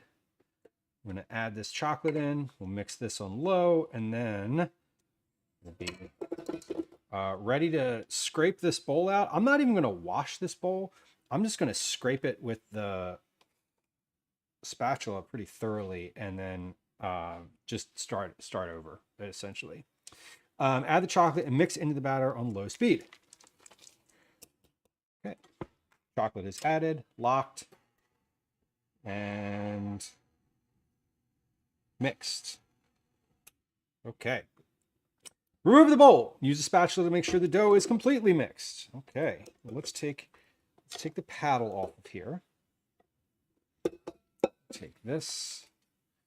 We're gonna mix with the spatula as we scrape this out of the bowl. So Auntie, these are thin and crispy chocolate chip cookies. I am making these for my son's classroom. They're having a little pizza party. They won some sort of prize in the fall, and it was like, you have $100 to like spend on your classroom for something, and the kids, I guess, voted on a pizza party. And his teacher was like, if you want to send in some snacks, like, go ahead and send in some snacks. And so I messaged and was like, hey, what kind of snacks? Like, can I make some cookies? And they were like, yes, that sounds great. And I was like, any dietary restrictions? And they were like, well, we've got some kids with nut allergies. And I was like, how about some regular plain old chocolate chip cookies? And they were like, that sounds wonderful. So that's what we're doing. These are from Sarah, the book 100 Cookies by Sarah Kieffer. I've cooked out of this book quite a few times. We've done cookie club entries out of this book. I most recently made the soft chocolate chip cookies from this book. So we've done quite a bit of recipeing out of here. Kyrie, welcome in. Happy Tuesday. We're gonna weigh the dough from here before we get our next batch in. So I've got my, hold on. I got my bowl here. So we're going to scrape this dough out into the bowl. We're going to scrape this out completely. I'm going to make a note of what it weighs. And then we're going to make another batch of the same exact dough right away. So I'm making a double batch here, but I'm doing it one batch at a time. This is a very soft dough, which is kind of fun. It's holding together nicely, so it's not wet, but it is like very pliable, I would say. And I'm not going to clean the bowl out because everything I'm just doing the same exact thing again. But I am trying to scrape as much of the dough as possible. So we get a somewhat similar to a clean bowl. As close to a clean bowl as necessary. Let's put it that way. There we go. Okay, so if we are keeping track here, which we are, of our weight, this is 1,142 grams. So let's take a note of that because the scale is going to turn off at some point, and I'm going to be frustrated. 1,142 grams in the first batch. Now, if I take this off the scale, I should be at negative 274, something like that. 265. Okay, so that's good. That means I did tear the bowl when I put the bowl on. Okay, so we're going to start our next batch right away. So this is batch number 2. We have 2 sticks of butter. We cream these together for 1 minute. So I'm going to start that. How many cookies will that dough make? So the dough that's in this bowl right here, is supposed to make about 30 cookies. They're about 28 grams per cookie. So we can do some math here in a moment and we'll figure out exactly what that looks like. There's a little piece of paper that got left on that butter. There we go. Okay, so I'm going to lock and medium speed on this butter. This butter is at room temperature. So we're going to give this about a minute.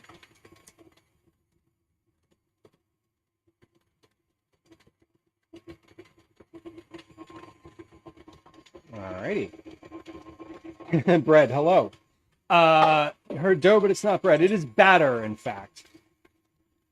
So let's see. Do a little math here. 1,142 divided by 28 is 40, it says. So this should make about 40 cookies, apparently. Now, I don't know that's... So we'll probably do each cookie about 30 grams. And maybe 30, maybe a little bit more than that. We'll see. We'll see. I saw it looks like carrots on that pic. Yeah, these are in fact the bottoms of the cookie. See, so yeah, if you're looking at it like that, they kind of do look like carrots. But no, these are the cookies in the visual from the book I'm cooking from. So yeah, according to my math there, it should make about 40 cookies, which seems like a lot.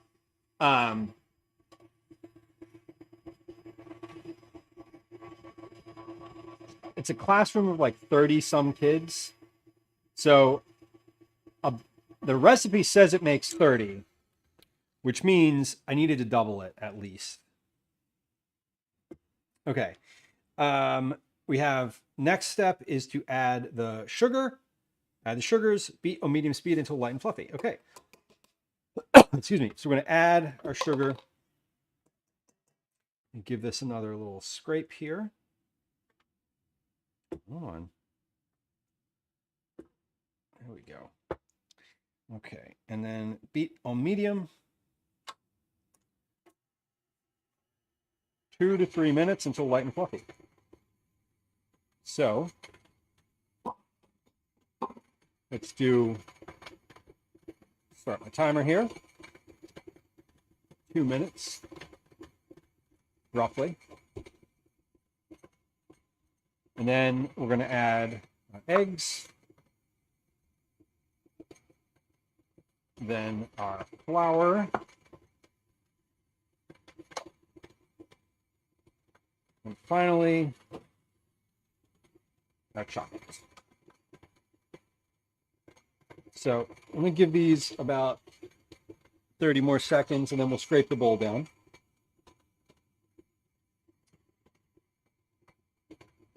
So yeah, I think if we're supposed to be doing basically like a 28, 30 or so gram cookie, let's do 1,142 divided by 30.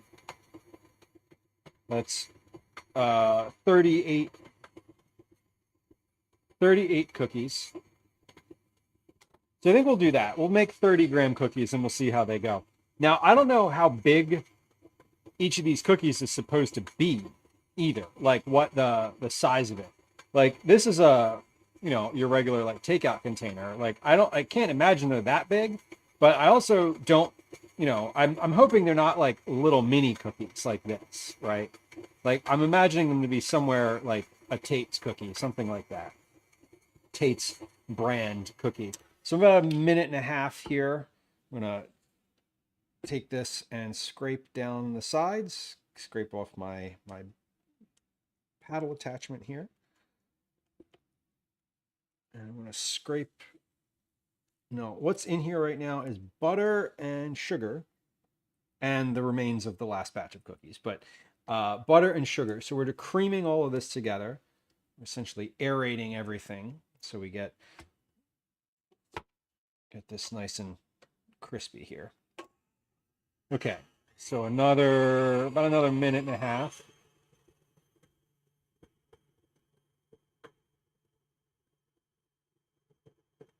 Yeah, Kyrie, they should. And I'm just curious. I've made a bunch of cookies from this cookbook before, and they've mostly been what I would call a good size. Like there's sometimes I get surprised when I'm making cookies. So I recently made a batch of spiced ginger chai cookies from a different cookbook, and I wasn't aware of what they were supposed to look like, essentially.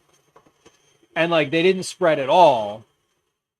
So I was like, oh, that's different. Like I didn't realize they were like golf ball shaped, and sometimes they give a note around that, like, oh, this will make 25 3-inch cookies, right? That's a lot of dough. 25 3-inch cookies is like a decent amount of dough.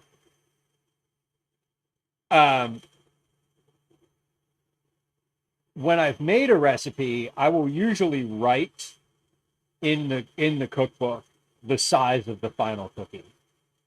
Because usually when I'm making it, I don't divert. If I'm making a cookie specifically like from a cookbook, I don't divert from the recipe. I don't like riff on it unless I've made it before, in which case like open season. But I like to know what the shape, like dimensions of the cookie are going to be, because sometimes they have these pictures and they don't really like, there's no other context in this picture for like what size these cookies actually are. Like they're huge in the book. Like this, I don't know if this is the size of a dinner plate or a nickel, you know? Like some of them, I think some of them in this book have some context to them. But for example, I made these cookies before. These are massive. Like these are massive cookies. These were like hubcap size cookies. I could barely fit them in the packaging, right? But like the only context you have here is the sheet pan too, right? It's like some I now these, right? These cookies and these cookies, the other ones, like appear to be the same size on the page. These are this big. They're thumbprints. So like obviously if you know what a thumbprint cookie is, like you're going to be like, "Oh, yeah, of course." But like I don't know what this is. There's zero size context here. So I appreciate when the author or the publisher says that. They should hopefully get to a decent size. They are room temperature dough and no resting. So there's no chill here. There's no chill on the cookies or my attitude. There's no resting. There's no chilling. We're just going in. The only thing that's not room temperature was the eggs, which I guess I could have made the eggs room temperature. I could have put them out ahead of time, but I did not. Okay, so now we're going to mix in the egg, water, and vanilla. This was already pre-measured, pre-mixed, ready to go. Let's mix those in. Now let me scrape this down actually before we do that. I'm going to give my bowl here a little stir.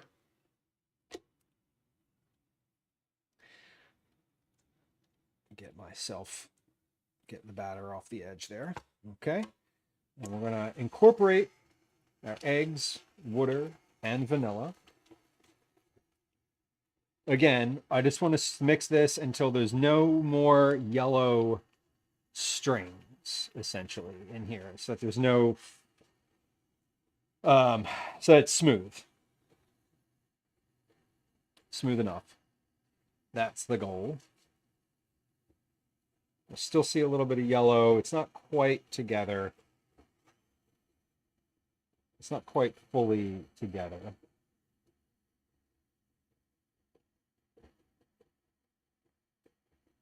The last one I mixed for about 30, 45 seconds or so. So this one is almost there.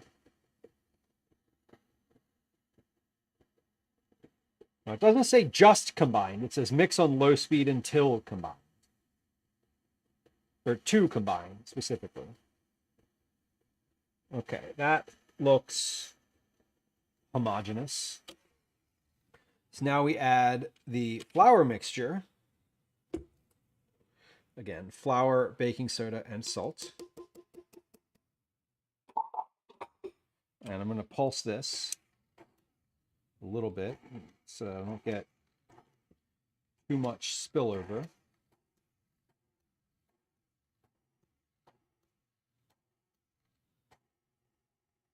And good. And then before I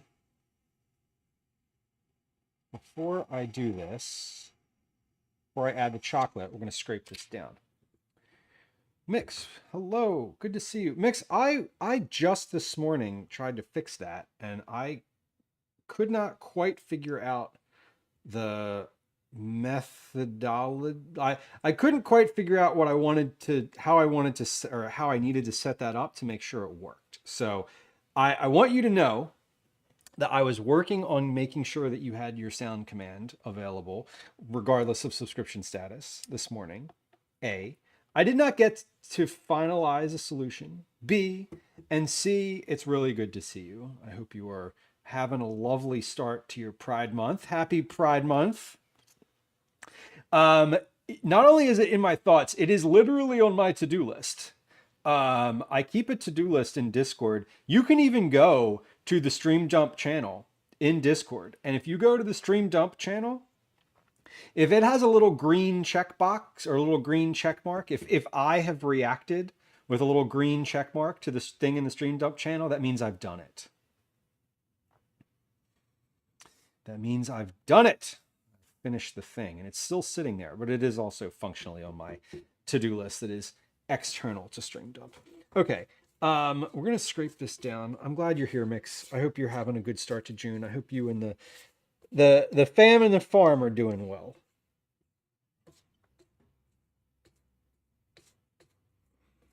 All right, so dough is good. Batter, I should say. Batter is coming along. We're going to put the chocolate back in. We'll mix that in. And then we'll scrape everything into one bowl. Into one bowl. All right. Next, I want to show you the Rice Krispie treats I made in just a moment here. Once we're back on the main cam here in a moment, we'll I got some Rice Krispie treats to show you. Saw your first fawn today. Amazing.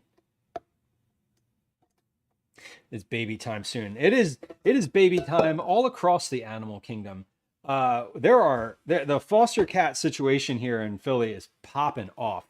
Not necessarily at my house. Gwen's got we currently have 5 foster cats.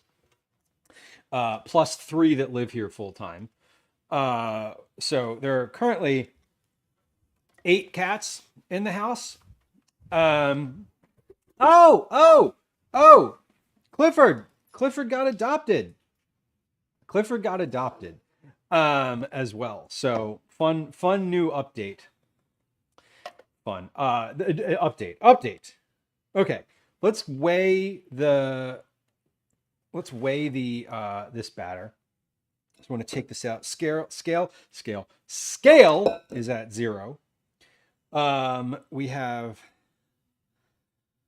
I guess I can just scrape this off right into here. I don't need to scrape it into that bowl, huh?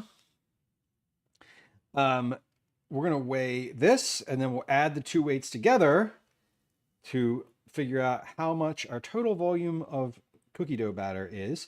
And then we will do some maths to see how many cookies we can make. Now, the other thing is, if I can make 70 cookies out of this pretty easily, I'm definitely very happy, because then I can do 2 cookies per kid. I think the class total is like 32 kids, something like that. I'm not really sure. My son knows, and he told me this morning, but was I completely listening for that? No, I wasn't. I just heard the number 30, and I was like, okay, that's 2 batches. Any number below 30, could be 1 batch. Maybe I stretch it a little thin. Okay, but this dough looks great. The consistency of this dough also is really, really delicious looking. I'm going to scoop this dough because I think I'm going to scoop it as opposed to trying to roll it with my hands. I'm going to take one, and we'll try to roll like 1 cookie ball and see how that goes. But I think this is a little bit too sticky to roll by hand. I don't know. I could be wrong. We'll see. But how close in batches, how close in weight are these 2 batches? 1,152. They're 10 grams. 10 grams apart. That's pretty good. Okay, so we have 1,152 Math time. 1,142 plus 1,152 equals 2,294. 294. Divided by, let's do 30 grams per cookie. That's 76 total cookies. So let's do 2,294 divided by 28. That's 1 ounce. That's 81 cookies. So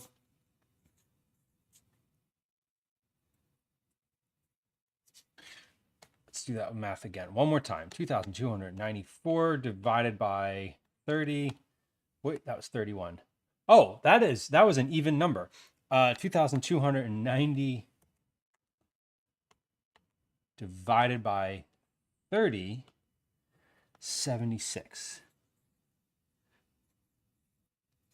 Okay, so we'll try for 28 grams. Let's see if I can roll these by hand. That's the rub here. But before I do that, let me clean up my counter and get ready for cookie production as opposed to batter making, right? Kitty condo mix, love that. We were just talking on stream the other day about the like cat habitats and like cat trails, mainly about cat tubes inside the house. I imagine that like barn cats are living like the best life that cats were intended to. I feel like barn cats are probably like the happiest of all cats, other than like super pampered house cats, right? Angry Rook, welcome in. Hello. So let's recap where we're at right now as we wipe off the counter and get ready for phase 2 of cookie making. So 1, what am I doing today? I'm making snacks. I'm making snacks for Calvin's classroom. They have a pizza party tomorrow. Now, if you were in Discord and you were like, hey, Lou, you said you were making snacks on Thursday. That's true. That is entirely accurate. I thought I was doing this stream on Thursday, but here's what had happened. What had happened was this morning, Calvin was like, oh, are you making snacks for our pizza party tomorrow? And I was like, what? When is your pizza party? And he was like, oh, Wednesday. It's tomorrow. And I was like, oh, okay, cool. So I was like, yeah, I guess we're making cookies and snacks today. So we are. But that's what we're doing. Oh wait, that's not trash. That is a reusable washcloth.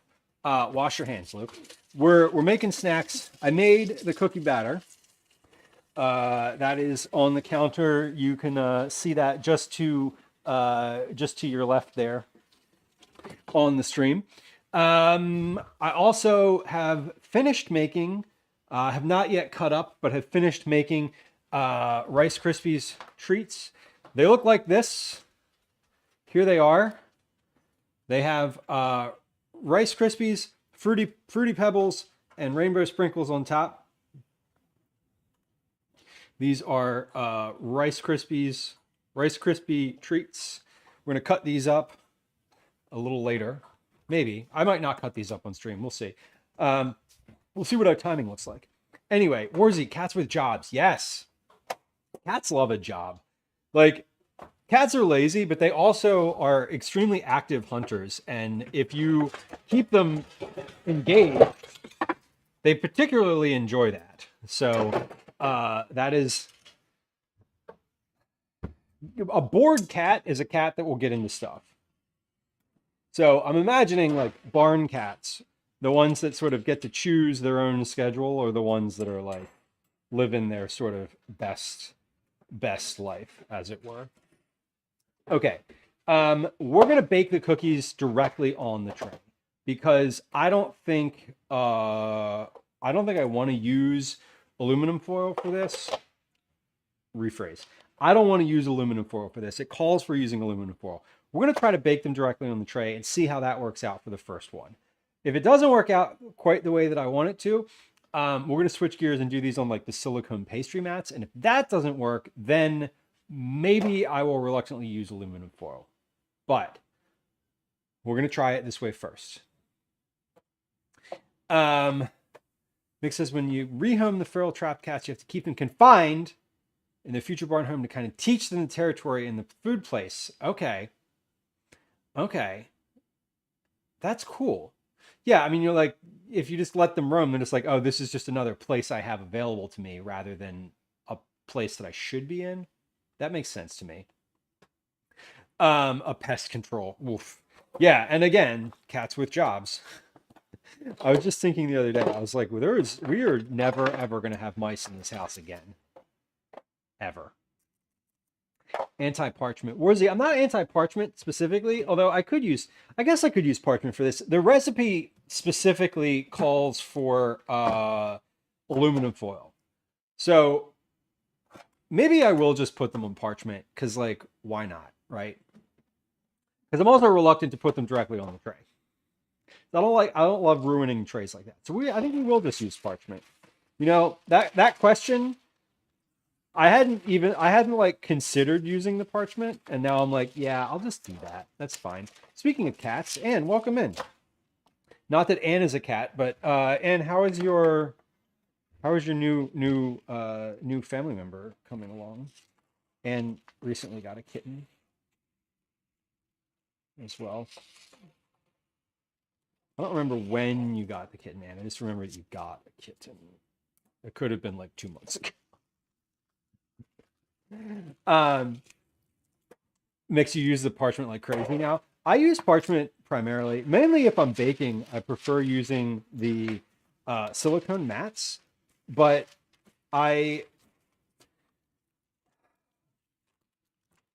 these cookies are supposed to spread pretty well, and I think the reason that they want you to use aluminum foil is the heat transference, but I don't know. I had to give her back. She wasn't eating or drinking. Oh no, I'm sorry to hear that. That's disappointing. From a like, oh, I was hoping to have this thing. You know, I was hoping for this, and ended up not having the expectation that I was looking for. I'm sorry, but good for you. Good for you though, for like recognizing that there needed to like that was a thing that like needed to happen, because that's also the responsible thing to do. Oh, the parchment's a good fire starter. Yeah, especially if has grease on it, Mix. That's a good idea. Wasn't ready to leave mom. Oh, some. Yeah, that's that's very valid, Anne.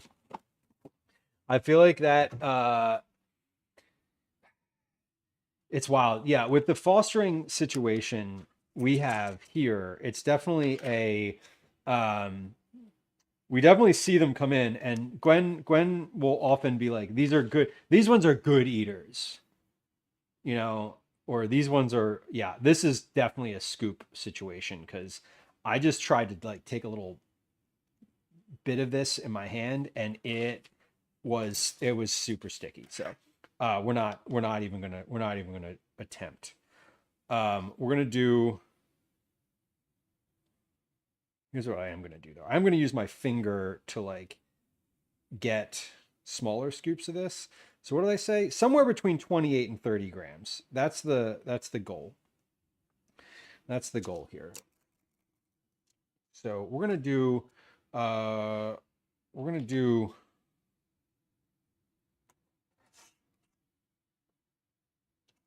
yeah, hold on. That's how you use a scoop.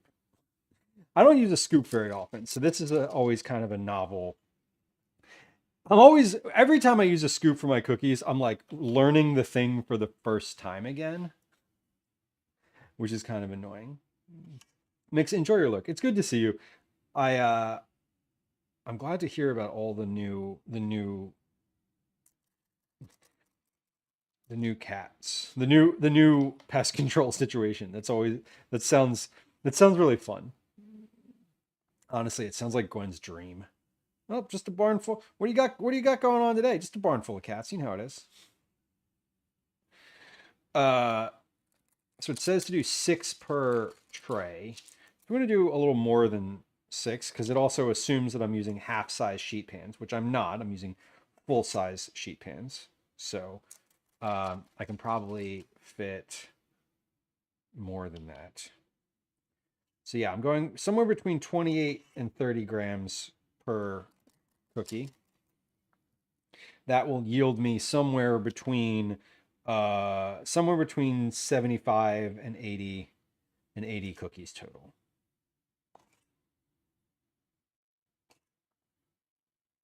There we go.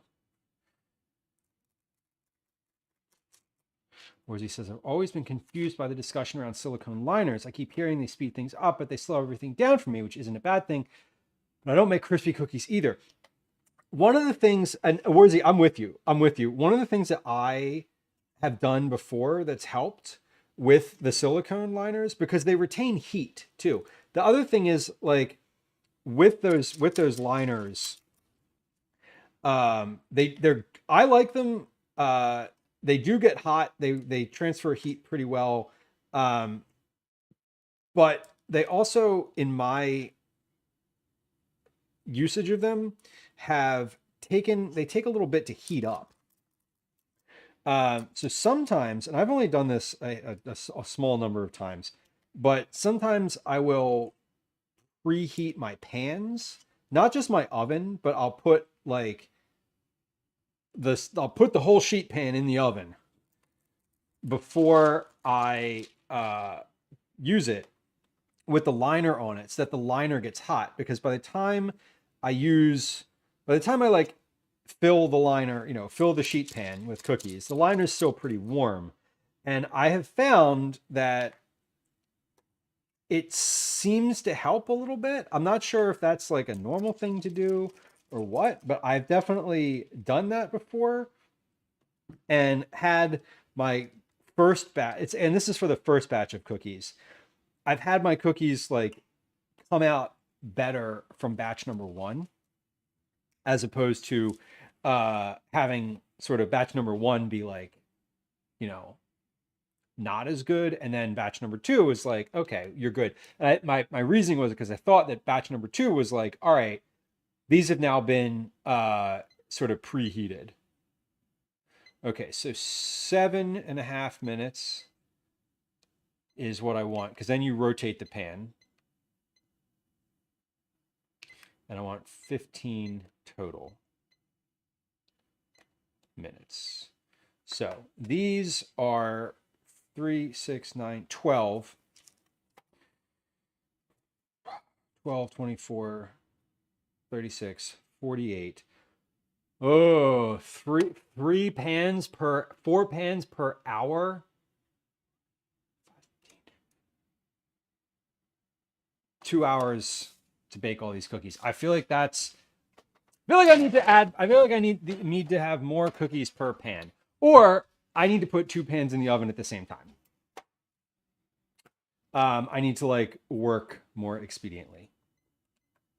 So we'll see. We're gonna let that first pan cook for just like the first 7 minutes here, because what I want to see is how much they spread. Because I don't want to do up another tray with the same number of cookies if I can fit one more row on there. If I can get like a little more, like 3 more cookies per pan would be amazing. 4 would be amazing. And if they spread a lot, then I want to know that before I just want to know. We want to do a single pan.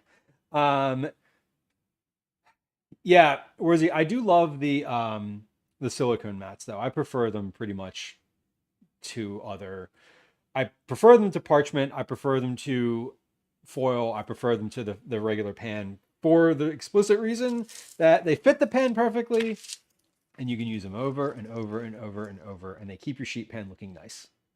And these treats are for my son's class. So they, in the fall, had some sort of prize thing that they got, like a reward. They got money for their classroom. It was for a clothing drive, right? I'm like, why did they get money again? They won a clothing drive.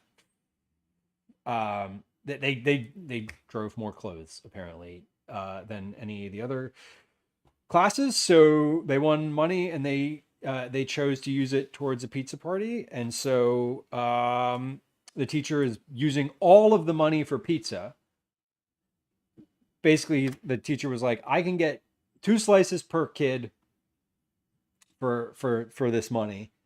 Can any of the parents, like, would any of the parents be willing to like send in some treats or snacks, drinks, stuff like that, so they don't have to use the money for that? They can use it all for pizza. So I was like, sure, I'm happy to, obviously I'm happy to make some treats for the classroom. Like totally within my realm of interest. I've made treats for their class before. Calvin, my son, also told me specifically that his class was like, is your dad making treats again for us? So I did feel a little bit of pressure and also a little bit of a like, okay, if other kids in your class are like asking for whatever for me to like make food for your class, great. Because I made snacks. I forget what it was for. I think it was for Christmas time. Might have been after that, but I made like caramel corn. I made cookies. Like I've made treats for their classroom before, and apparently the kids liked that and were like, we want more of those. So, okay, these look to be spreading pretty decently. I'm going to turn on the stove camera so we can see it. Where's the right? There we go. I cleaned the oven door, y'all. Look at that. 9, thank you for your resubscription. I appreciate you. It is lovely to have you.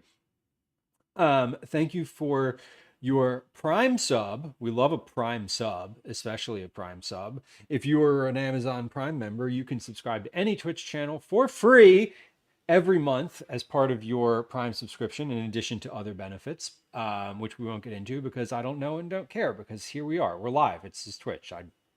Prime subs are the ones I care about, and it's awesome that you chose to use yours here. I appreciate you. Thank you. If you also are an Amazon Prime member and have not yet used your Prime sub this month, feel free to hit the subscribe button, check the little box that says use Prime sub, and you too can subscribe to this channel and let me have a few cents of Daddy Bezos's dragon-esque pile of gold. And that's always appreciated. So those cookies have about 3 minutes left until I should be spreading them. So I think they're looking good. I mean, they're looking good generally speaking. I'm looking at them from a critical perspective of, can I fit more of these on a tray? And I think I can. I think they're spreading. Basically, I think I can fit 4 more of these on a tray. But we're gonna see. We're gonna let these take another few minutes here just to like finish spreading completely.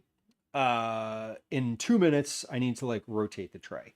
So we're gonna wait. I'm gonna be patient, but it does look like I can fit a whole additional row on here, which would be amazing because that would cut down the number of trays I need to make.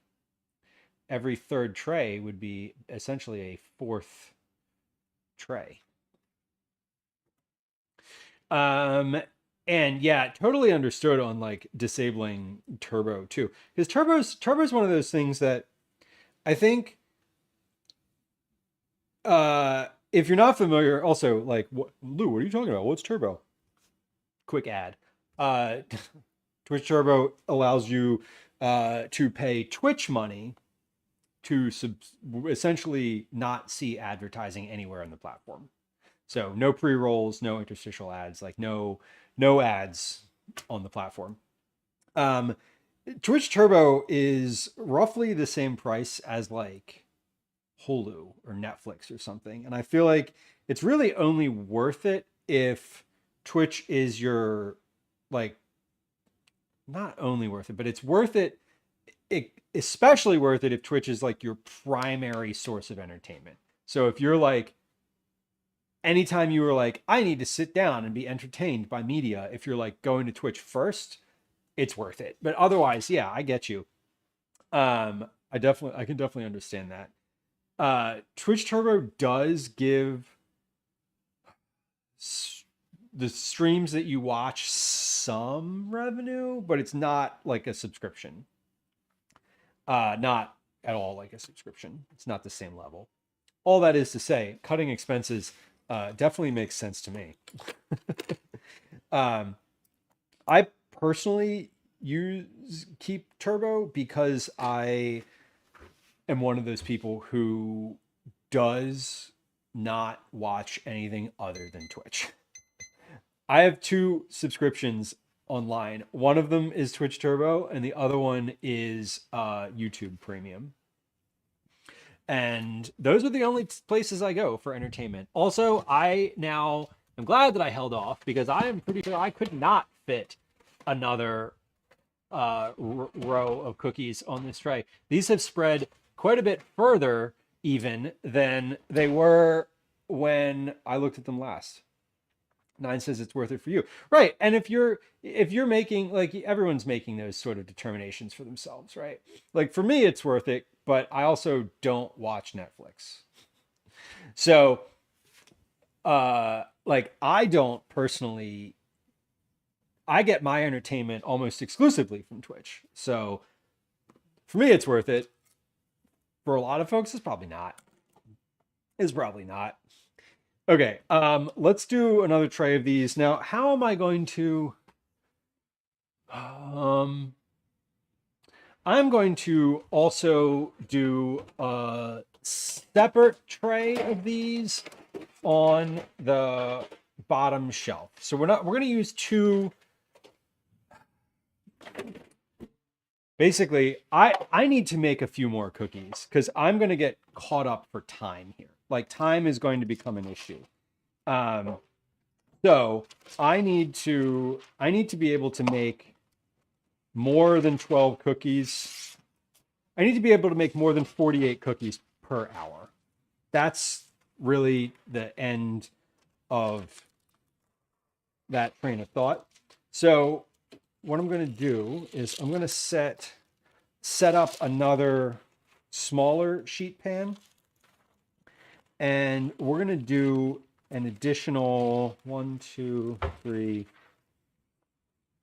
maybe 8 cookies on this tray.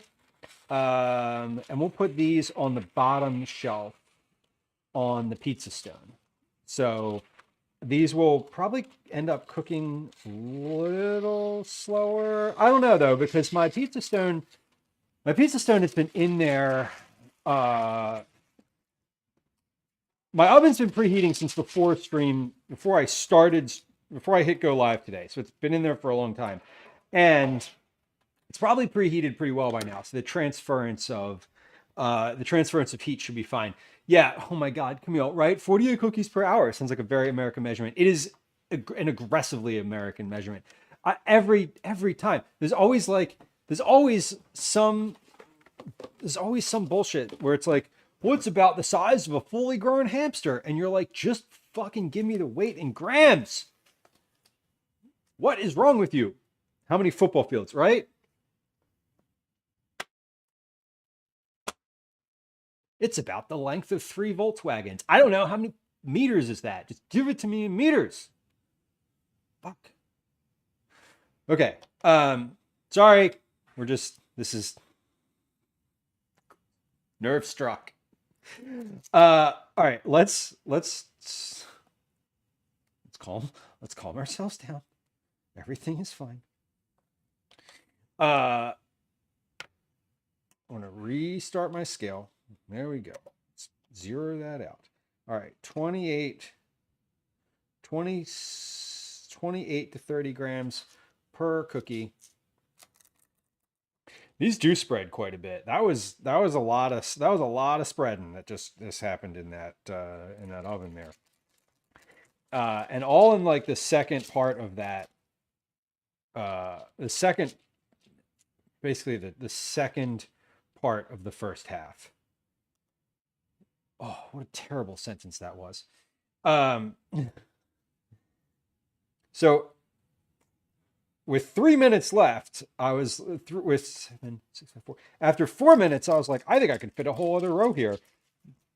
After 7 minutes, I was like, I might not have enough room for what's on the tray now. So I'm glad I waited.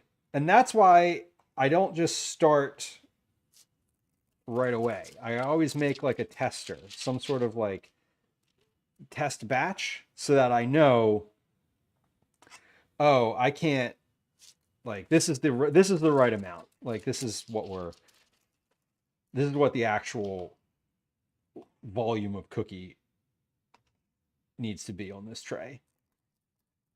So a 4x3 tray is like the perfect amount. And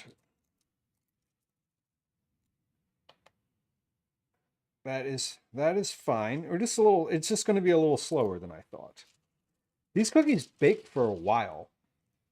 15 minutes is 15 minutes is a pretty good amount of time for a thin cookie, something like this. All right. I don't know how many I can fit on the second tray. We're gonna give it a shot here in a moment. So my goal here is to have, in the next minute and 45 seconds, to have 2 trays ready to go in the oven. Because not the worst thing, it's not that bad. It's not like the end of the world, Lou. The worst is when you take something out of the oven, but you're not ready to put something in it yet, and so you just have like an empty oven. We try not to do that, especially during cookie baking time, because 1, 2, 3. So it said 6. The recipe says 6 cookies per tray. So they're assuming I'm using a sheet pan of the size that I'm using now. So we're going to do 6 on this tray. 3x2.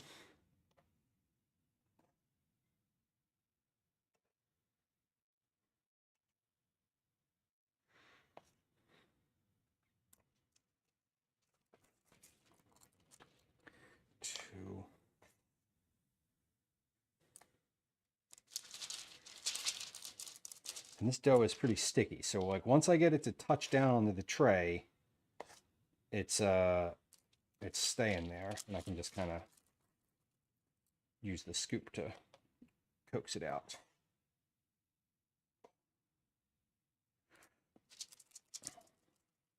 Okay, good. All right, that looks good there. 6, 5, 4, 3, 2, 1. How are these cookies looking? Those look great.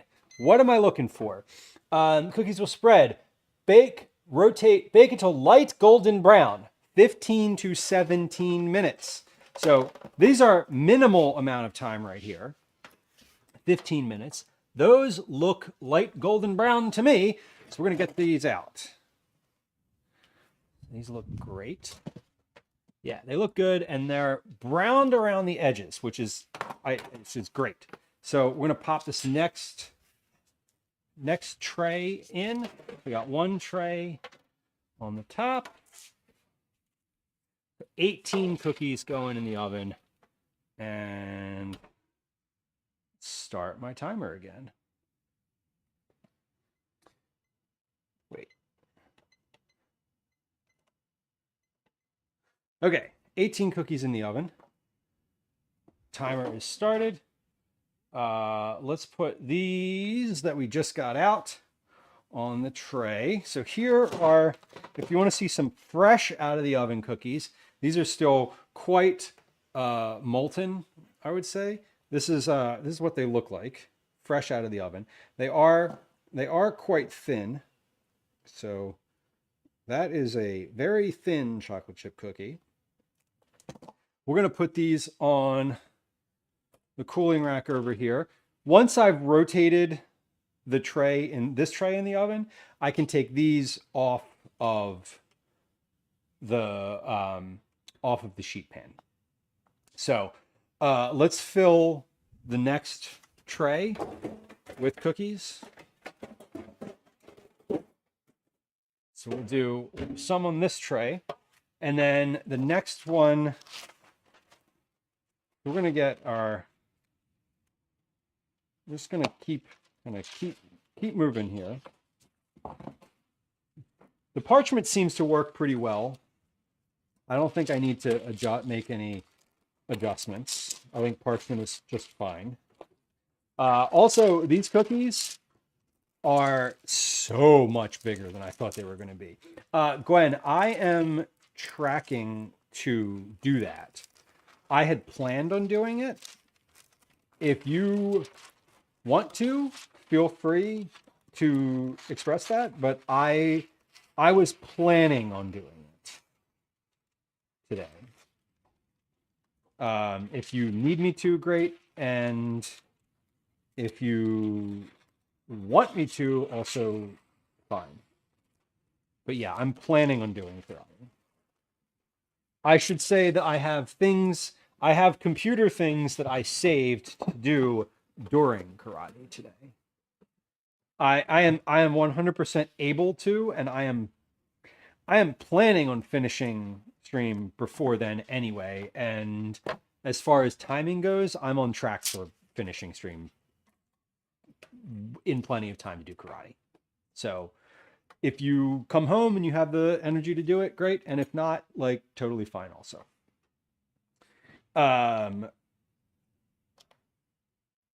Okay. And regardless, when you get home, we will have some chocolate chip cookies. So the other thing that I'm thinking and considering right now is that I really only need like 30 some cookies for this, right? Like, I don't need each kid to have 2 cookies. That's not necessary per se.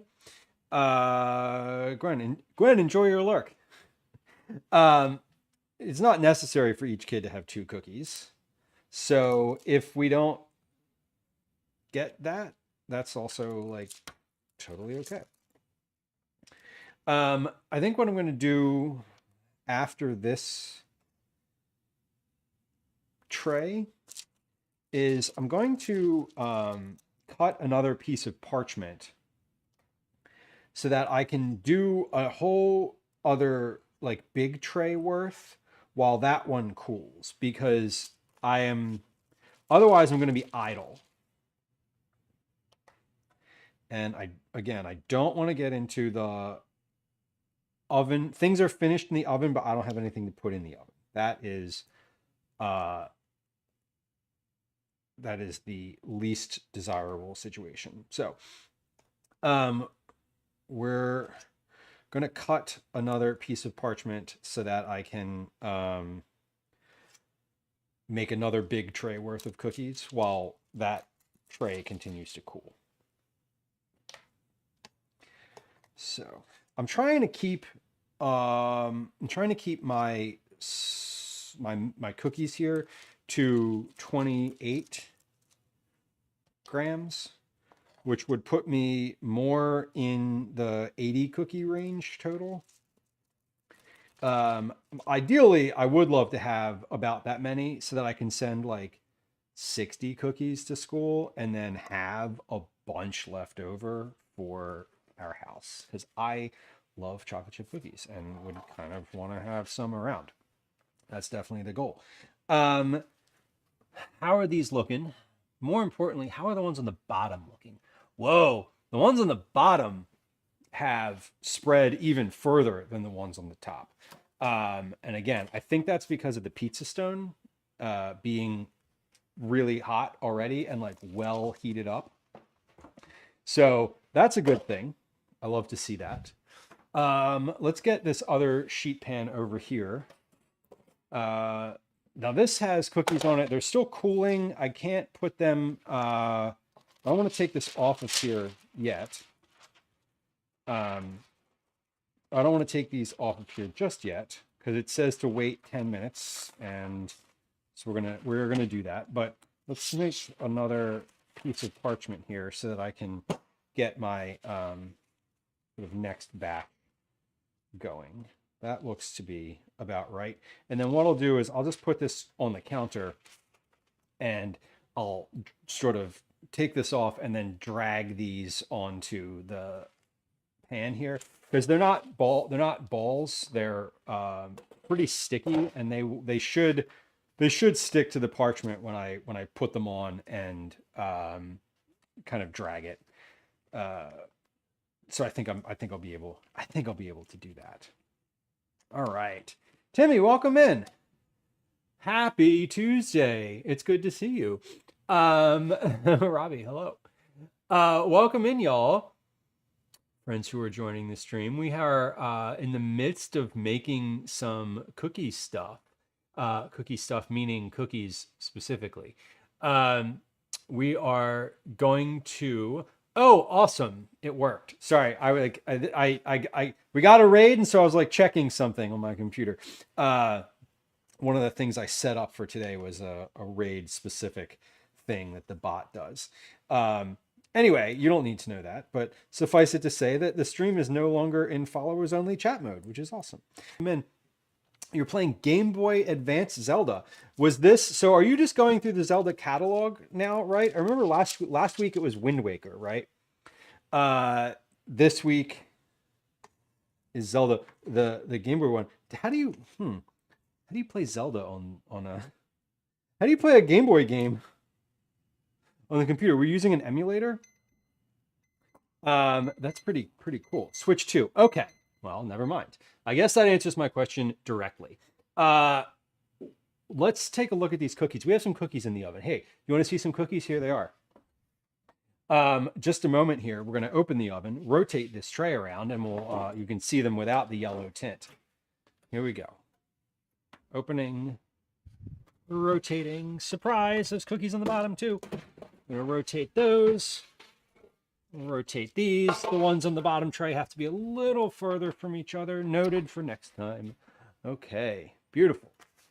And those are already staying in, they're staying in the oven. My timer's already going. So very cool. Very cool. Friends who are hanging out here, Timmy is both a gamer and a food and drink streamer. Food and drink on the weekends. Random games midweek, whatever Timmy feels like playing, is what is the schedule over there. A friend of the stream, fellow food and drink streamer who we love to see. Thanks for bringing friends through. Woo! Words are fantastic and difficult to say sometimes. But welcome in, y'all. It's nice to have you. My name's Lou. This is a food and drink stream. Mainly food. I definitely don't make drinks on stream, but I also don't drink. I don't drink alcohol, which is a weird thing to say when you get a raid. Like the channel gets ready. Like, I don't drink. I'm sober. I swear. I am though. Anyway, but I don't generally drink water either. Weird thing to say as well. Anyway, while we're talking about personal confessions, I am a recipe developer, a tester, a dad, IRL dad, hence the name. I live in Philadelphia. My pronouns are he, they, and I'm happy that y'all are here. A very conversational stream. Things are, follows are silent, so if you're a lurker like me and you just prefer to hang out and don't really want to be perceived per se, feel free to hit the follow button. Nothing happens when you do. You do follow the channel, but nothing, no alerts, no sounds, none of that. No bells and whistles. I'm not even going to say hi to you if you hit the follow button or acknowledge that you followed at all. Anyway, as I said, very conversational. If you want attention, feel free to say hi in chat. And if you don't, and you just want to lurk, enjoy that as well. And I will fill the sounds of the stream with the sound of my voice for your benefit, entertainment, or horror, depending on your perspective. We are making cookies today in addition to Rice Krispie Treats. We already finished the Rice Krispie Treats. We haven't packaged them yet, but they are finished. I am currently traying up another round of cookies. We have one round out of the oven already. I have a second round in the oven, and I am working on getting our next batch ready to go in. So once my oven is available, we will pop those in directly. This is snacks for my son's classroom. He is they're having a pizza party tomorrow, and I volunteered to make a few snacks.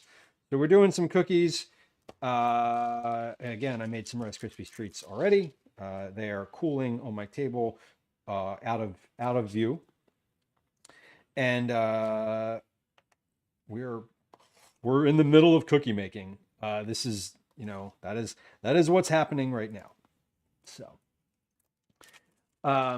okay, this is good to go. I should be able to get my cookies off of that tray now.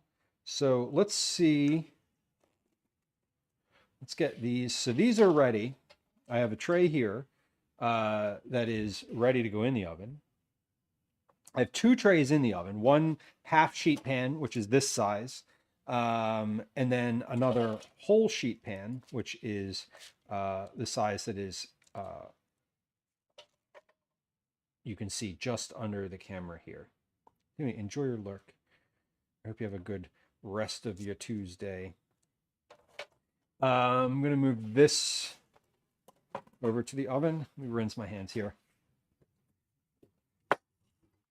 Got cookie dough on it. And then we're going to take these cookies off of, wrong button. I'm going to take these cookies off of the tray. Now this is cool enough now. I pulled this out of the oven a few minutes ago. It's cool enough that I can use it. I can just get my hands on it. These are thin and crispy chocolate chip cookies. So they are still a little soft. They're going to firm up as we let them rest here. The recipe says that they will firm as they cool down. They will firm further as they cool down. So these, I may not get to packaging these on stream today, but they're feeling good as I have cooked them so far. So they're pretty firm as it is. They've been out of the oven now for, looking at my timer, about 12 minutes or so. So this is great because I can just take that. We'll tray up our next batch on there. And then this is what I was saying I wanted to do here, was just take these and go 1, 2, 3 onto the tray. These are ready to go. Are they relatively evenly spread? Yeah, I think so. I'm going to actually spread these out just a little bit more now that I see. And it should be easier. Once you've already baked a batch on parchment paper, you can sort of tell where the next batch should sit. So that's kind of nice. Oh my God. Fellas, it's terrible. I'm sorry. I'm glad that things are moving progressively, slowly getting better. I'm obviously sorry that you didn't get to test your tent, but I think more I'm thankful that like you and that you specifically are doing okay. I know that that's obviously a concern. Not obviously. I'm aware that that is a greater concern for you than perhaps others might be concerned. So I'm glad you sort of avoided what needed avoiding. Yeah, I dodged another one. Yes, exactly my point. That is an intriguing bit of news. No kids and no reason to talk. That's an interesting thing. That's always odd when you are very disconnected from somebody and you find something like that out. I know it's always like, oh, how am I supposed to feel about this? Like, is this, there's always like conflicting, like interesting mixed emotions. Obviously a wife or partner is different than other relationships, but I've had that happen before where you're like, oh, you find out someone that you used to be very close to that you're not, like passed or had a big life change, and you're like, oh, I'm having a feeling, but I'm not sure what it is. Or I'm not sure I'm not sure if this is the feeling I'm supposed to be having or what have you. Okay, these look good and they are finished. These look browner than the other ones, and those are definitely finished. So I actually think the ones on the bottom shelf seem to be coming a bit, cooking a little bit more than the ones on the top. So that's different. 12. So instead of 12 cookies at a time, we're now doing 18 in the oven. So this is good. We're gonna move a little bit quicker here. Let me make sure that I get my timer started. Okay, timer is going and we are on to the next round.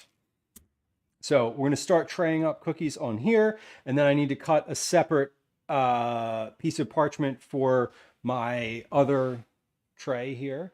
And then we're gonna keep moving. We're gonna keep moving. Well,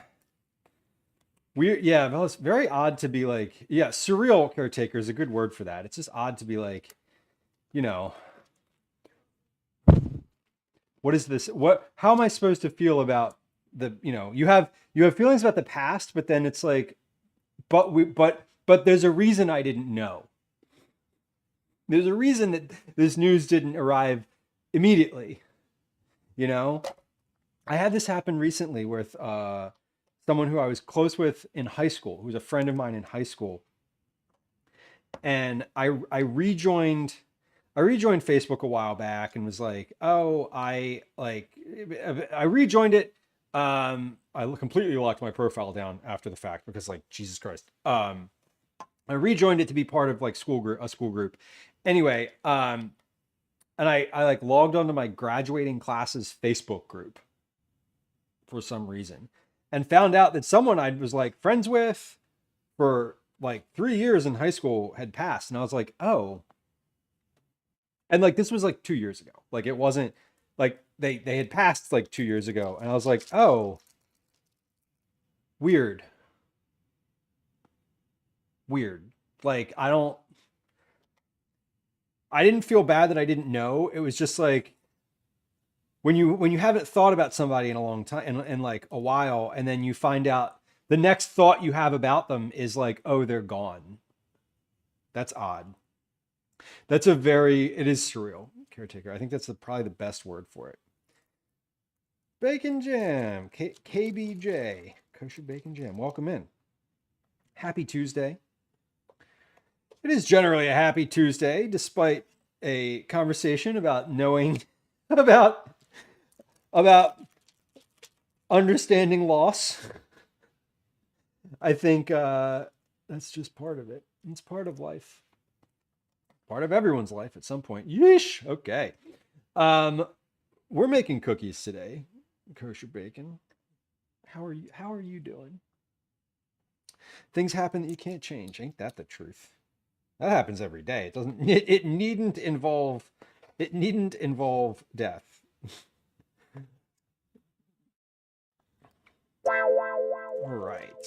We're moving here. We're gonna see if we do 18 cookies at a time. That's 36. That's okay. We're doing well, I think, time-wise. I got a little concerned when I was like, only 12 cookies.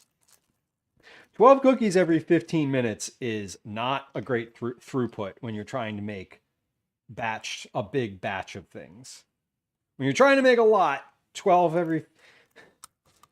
When you're making less cookies per minute than one, that's not good. I think that's where my head is at. I need to make more cookies in the oven than they take minutes to cook.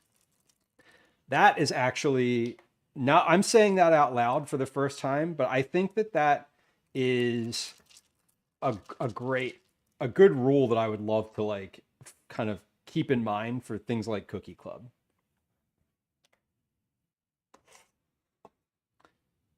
If there are more minutes to cook than there are cookies cooking, then you need to get more throughput. Like, you need to improve your throughput somehow.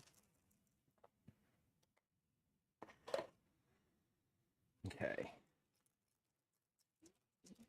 But these all look great. So the finished versions of these are looking very, very good. I'm very happy with the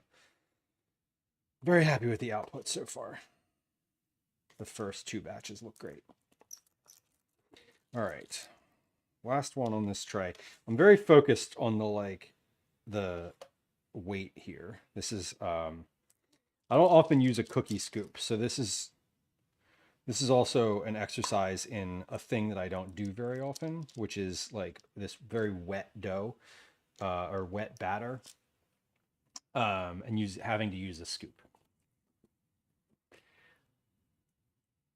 Mom Oriole, Coach Bacon. I'm sorry to hear about your mother. Beat cancer twice. Man, that's a good that's a pretty good record. Caretaker says I made chocolate chip cookie dough waffles on Sunday. Hell yeah.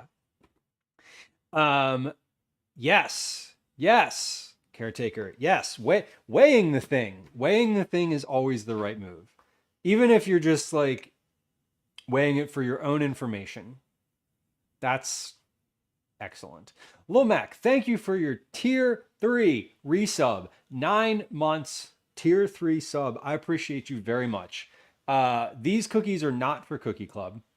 However, when we do be making the Cookie Club cookies, I hope you enjoy them.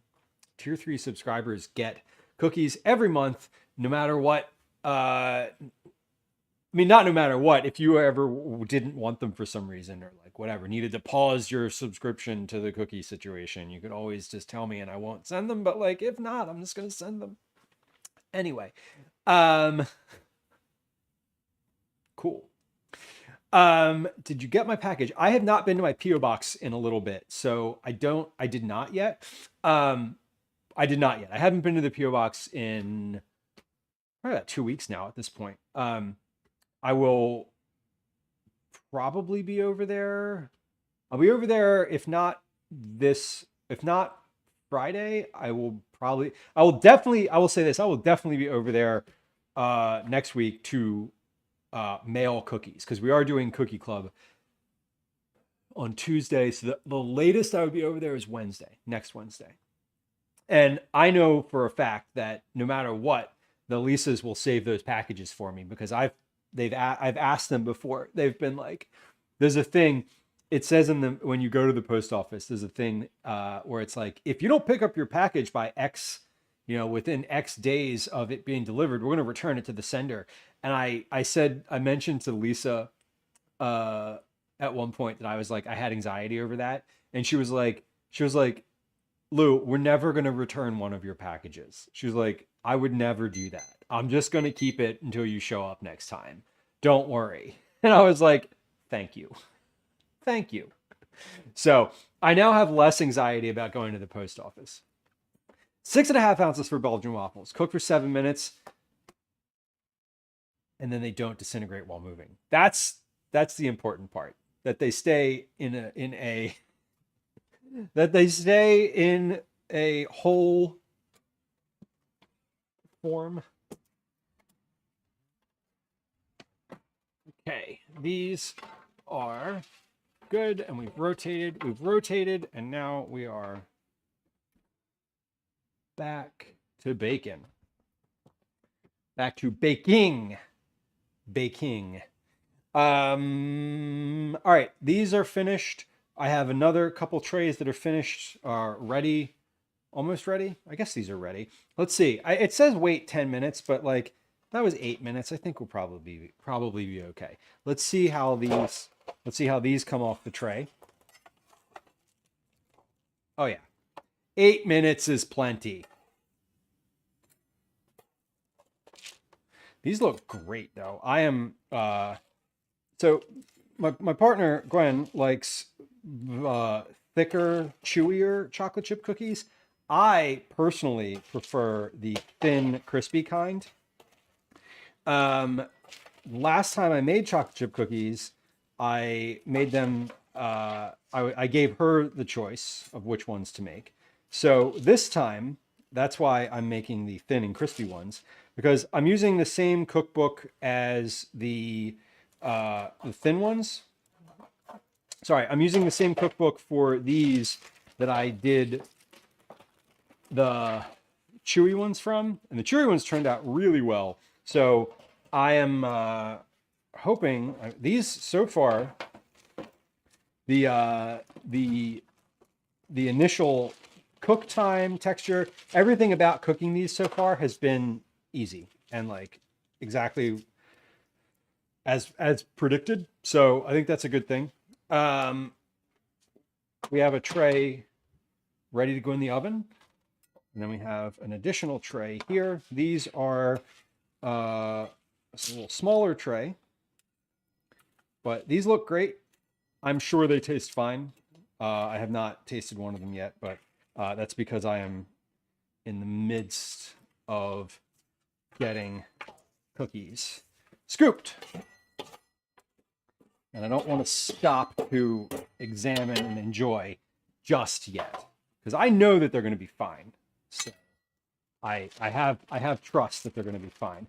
All right, so I have six cookies we're going to get on this tray, and then we'll be ready for our next round in the oven. So the goal, as I keep mentioning, never have an empty oven. Open the oven door, put cookies in. Open it and rotate. Open it, take cookies out, put cookies in. Repeat. Like no downtime, no oven downtime. That's the goal. Always the goal. Savory Sailor, thank you for your sub. I appreciate you. 16 months. Let's go. That's a long time. That is a long time. Next month. Yeah. June. If they choose to resubscribe. And I hope they do. It's June. No. So it is. You know, you're not wrong. I am. Next month, if they subscribe, and I do hope that they do, we will have our first 48-month subscriber. We'll actually have our first 2 48-month subscribers. There's 2 folks that are in that spot right now.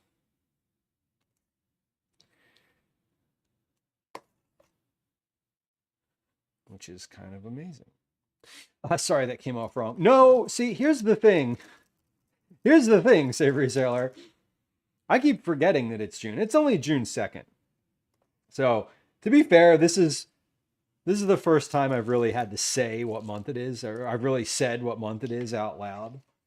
And I'm in a bit of a like fugue state, in the sense of like, since last Thursday, things have been like a little blurry. Not like blurry, but like I've been off my schedule since last Thursday. I think it's Pride Month. It is Pride Month. Make sure you go and tell your favorite corporation that you appreciate their contribution to asking all of the gays for their money this month. We do Pride in July in San Diego. I think you can do Pride whenever you want to, honestly, but you know. Officially, I think June is Pride Month, yes. We're gonna start moving things down here. Now this was the first tray. This was tray number 2. Calvin's home. My son's back from school. They look really good, he says. It's good feedback. We love that. The Pride shirts came today. Oh, your Pride shirts came today? Yeah. Very cool. An extra small and a medium. An extra small for you, a medium for me. Yep. Calvin's school was selling Pride shirts. Now, don't bring it on stream because it's got your school name on it. But I thought it was pretty cool that the school itself was like, here's some shirts that are Pride shirts. Dr. Yes. My homeroom teacher. Oh, yeah. All of the Pride stuff. Yeah, that's a medium? Sheesh. And then on the other side, it has. Are we sure that's a medium? Hold on, let me see this. Yeah, it says a medium. Let me. Then this one, this is. Oh yeah, I guess. See, I guess when This you. is an extra small. That's whoo, okay. When he's holding it up, it looks a lot larger, but also it is a much larger shirt. Okay. Yes, June is Pride Month. Where should you put them? You should just put them in the pile for the laundry. We'll wash them first. I'm gonna take that post. Yeah. Yeah, we have Rice Krispie treats, and there's cookies coming out of the oven. So hold on, y'all. We're ready. See that? I got ready. I knew it was coming. I knew it was coming. Okay. Come on over. I am taking you to karate. Oh, I forgot about that. Yeah, karate. And remember, it's the only day this week that we're having it. So Yeah. you really should go if you're feeling up for it. Okay, cookies are coming out of the oven. Here comes batch number 1. We'll put these on the counter. Batch number 2. Well, not batch number 2. Tray number 2. That's the word I'm searching for. Here goes tray number whatever into the oven, and this tray is also going in. Let's close that up. And let me remember to restart my timers. Beautiful. We did it. Alrighty. Perfect. Camille says, as a queer, I want the gay merch, but as an anti-capitalist, I hate the commercialization of pride. Totally. I'm with you on that. I'm very much hot. Hey! Hot. Just out of the oven hot. Have what do we got in there? We got any more poppies in there? Nah. Okay. Oh well. That vinegar phase was the last one. Okay. Can I cut you up an apple? You probably would be capable of doing that. I'd be capable of doing that. That. Okay. Will you eat an apple before the end of the day? Okay. Will you eat an apple before after dinner snack? Yes. Okay. So we have the promise of an apple at some point. Okay. That's good enough for me. Okay. The Dane Cook of martial arts. I like capitalism because I read Ayn Rand. Savory Sarah says, "Oh my God." Yikes. I mean, that's funny, but yikes. I'm with you. What I don't love is the performative aspect of it. Like, we're gonna sell a bunch of rainbow shit to you, and then the rest of the year we're like not going to give like the same benefits to like gay couples who work at our company that we are to heterosexual couples, right? Like that type of bullshit. Like, you could sell all the merch you want, but like when you have a gay couple that adopts a child, give them parental leave, that kind of thing. Like, the performative, just like selling the thing, doesn't work for me either. Like, I'm with you on that. But like, listen, if you're going to sell it, like, and you're going to do the work, that's fine. That's totally fine. I'm on board with that. All right. We have one tray, and then let's get a second tray of parchment so I can just kind of do the same thing I'm doing here, because I've hit the point where I need like one additional tray of parchment per batch here. So I need basically three pieces of parchment, 3 small pieces of parchment, and 3 large tray parchment. And I'm just kind of eyeballing this one here as I'm cutting. Okay, perfect. Why do I smell burning? What is burning? Yeah, Camille, that's also true. If there was a, like, hey, we're giving X percentage of our profit to like the Trevor Project this month. Like, sure, that sounds great. Like, I didn't mind Calvin's school. I just mentioned he just came home with the shirts that I'd ordered, but I ordered. There's a Pride Club at his school, and they're selling like shirts that they screen printed that say like School Pride, School Pride, and they have the school mascot logo that's like a rainbow mascot logo. Anyway, they like the money from that goes to that student group, and I'm like, obviously I'm gonna buy one. Like, am I ever gonna wear it myself? Probably not. Maybe, probably actually, but probably to like a school function. I would never wear it on stream because like, you know, because it has the name of the school all over it. Anyway, but like that type of thing, I'm sure I'm gonna buy that. But like, yeah, I also don't buy a lot of clothes to begin with. I have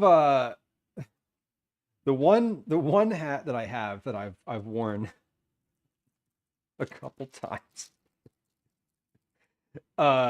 is from a friend of mine who is like a liquor rep and represented Bacardi at some point. And they were like, they made hats that were like Bacardi rum hats, but they don't, like, you can't see what it says on the hat. It's just like this really garish, like metallic rainbow hat, and they're just ridiculous. I've worn that a couple times, but that again is sort of, I didn't pay for it, and also it doesn't really, like, it has a logo, but it's not recognizable. I don't know. I just try to avoid the like Happy Pride Month sales unless it's like a small shop on the internet or like a creator who's selling something for Pride Month that's not maybe specifically Pride related, but like they happen to be queer, so like it's supporting them, which is great. I don't know when Pride is in Philly. There's usually a big thing around it. There's usually like a big street festival. I actually feel like it's not happening this year for some reason.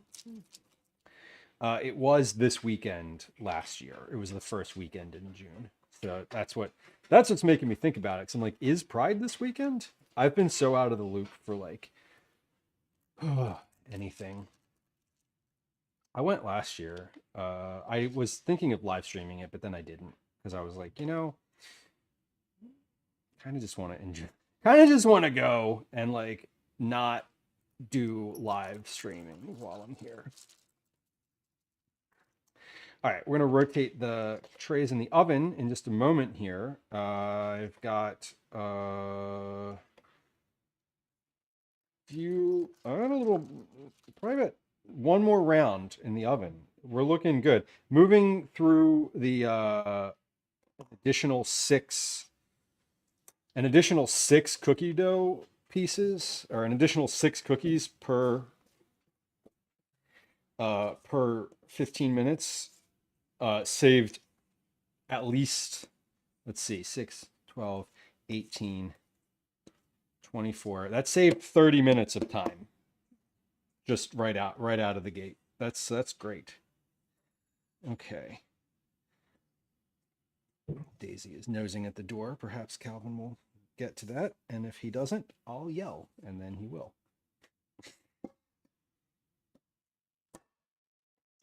All right. Callie, can you let Daisy out? Okay, thank you. All right, here's cookies in the oven. We're going to come rotate these here. There we are.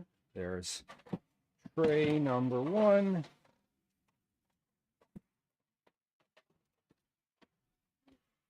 And tray number 2. Tray number 2 can just spin around. No need to pull that out. And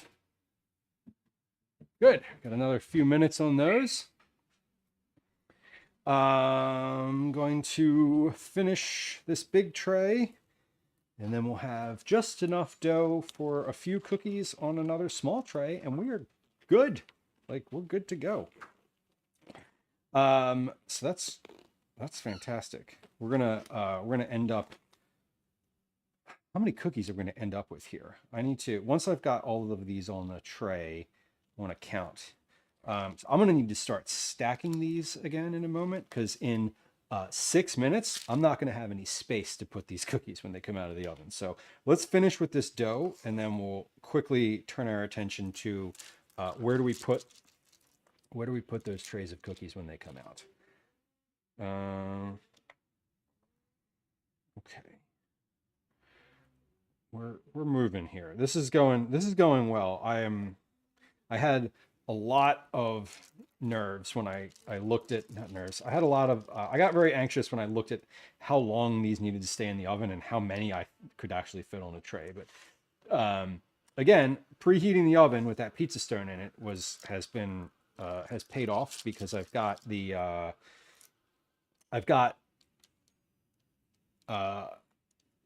enough heat in that, built up in that pizza stone, that I'm not, that it's letting me do a whole other bake worth of cookies.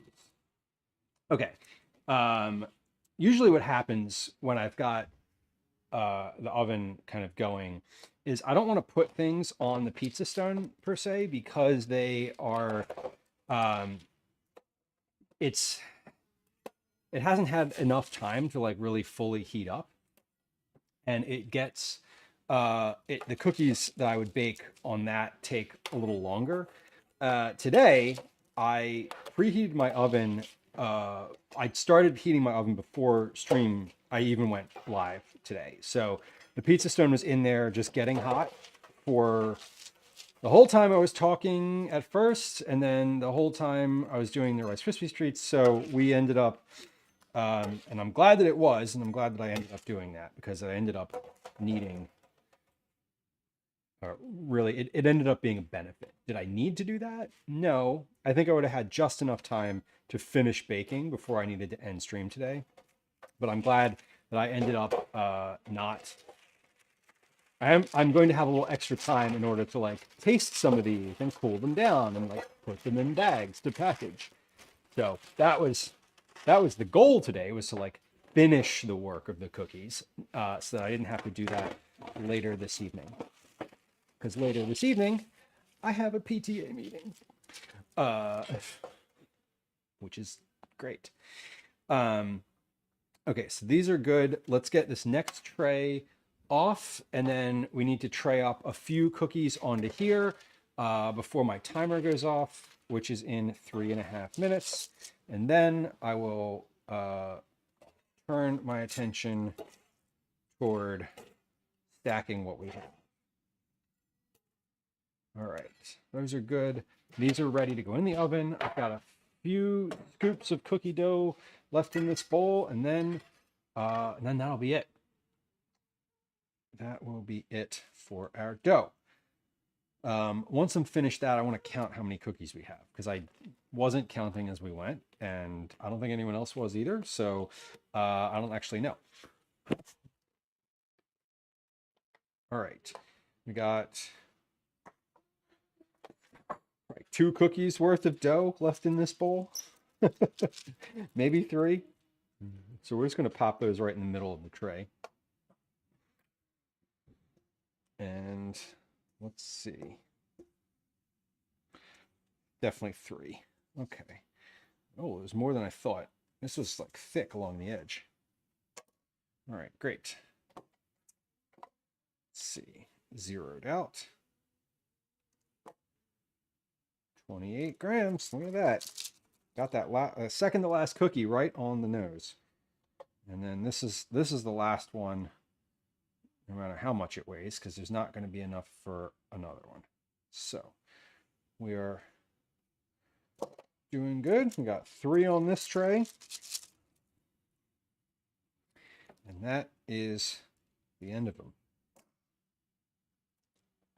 Beautiful. Okay. Let's see how many cookies total we're going to end up with here. And also, let me get a place to put those when they come out. I can start stacking these. Because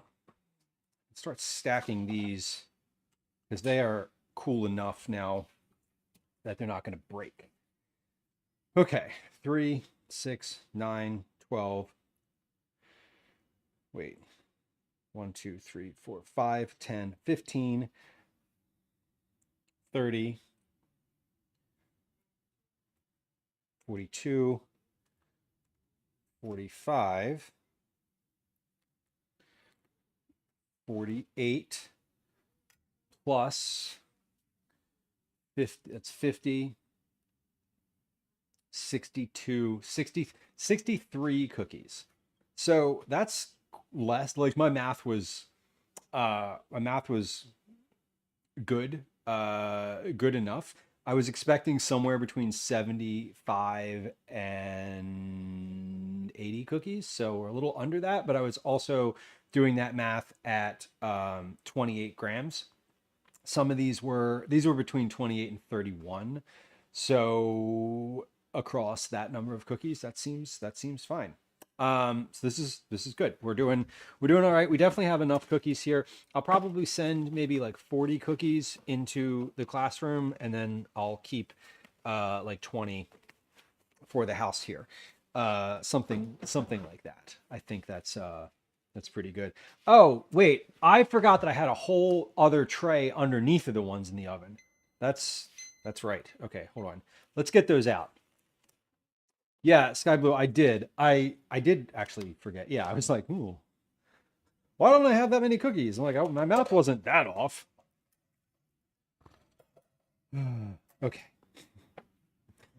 Let's get those trays out of the oven. So we got trays coming out, trays going in, and these will be the last ones. Then we'll count. So we have 4, 8, 12, 15 cookies. 15 cookies right now going in the oven. So whatever number we arrive at, we're going to do plus 15. Yes, you're right. I did forget that there were ones in the oven. Okay. So let's do that.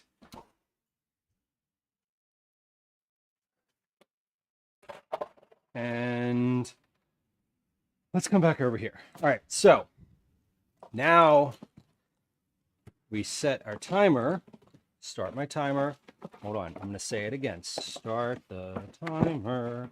Start the timer because... All right, we did it. We started the timer for every batch of cookies that we made today, which is great. I don't always do that.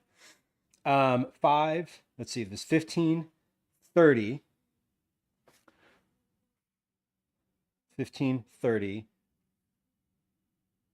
45, 60,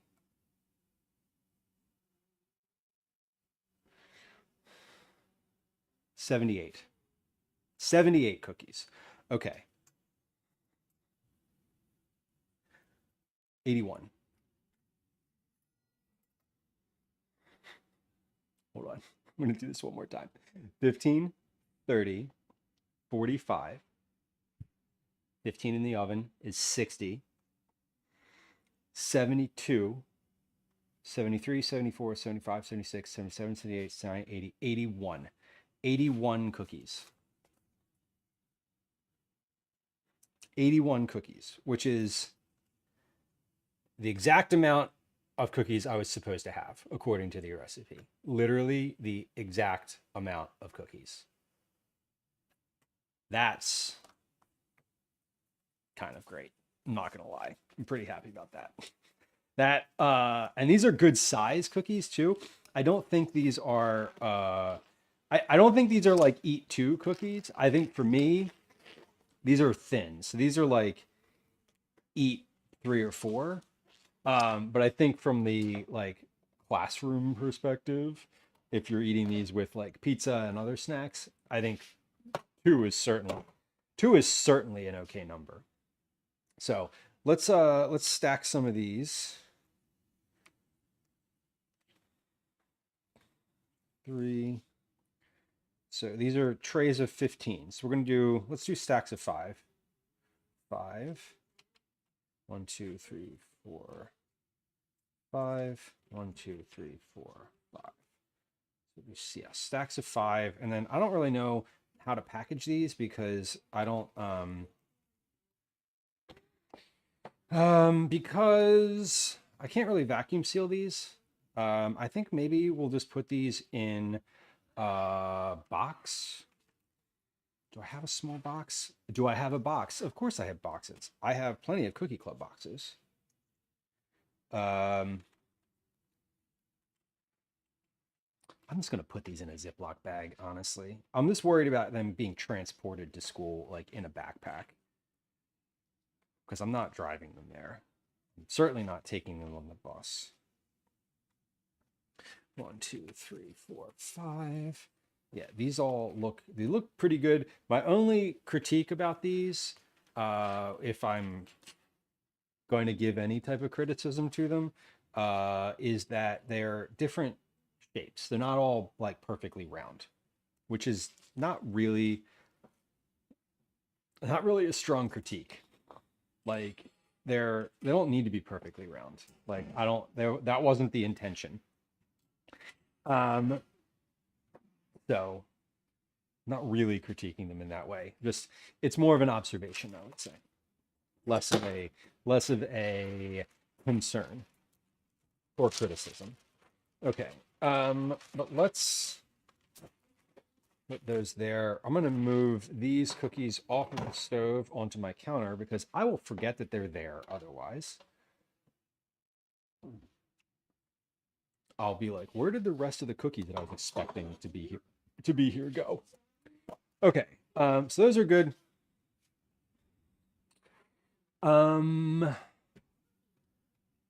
Do I have a bag that I could put these in? Do I have a container? Maybe, oh, I wonder if I have a pie box up here. That would work really well. I do not. Okay, great. That's fine. All right, we'll figure out how to package these. We'll figure out how to package these separately.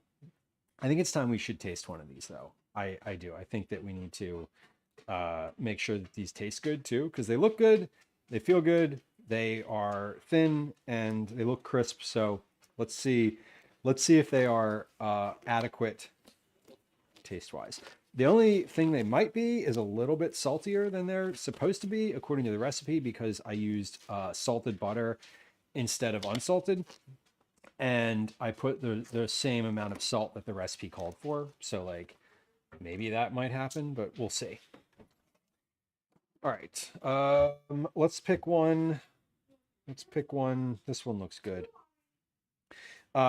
These are also not fully, they're dry, right? They're like cool, but they're not dried yet, right? So they're still a little bit, they're probably not going to be as crispy as maybe they should be or will be when they're completely cooled down and have had a chance to give up like a little bit more moisture. But here they are.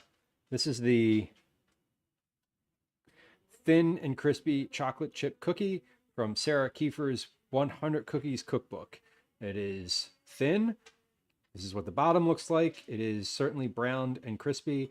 We have it didn't crack open. It's sort of folded open. That's pretty thin.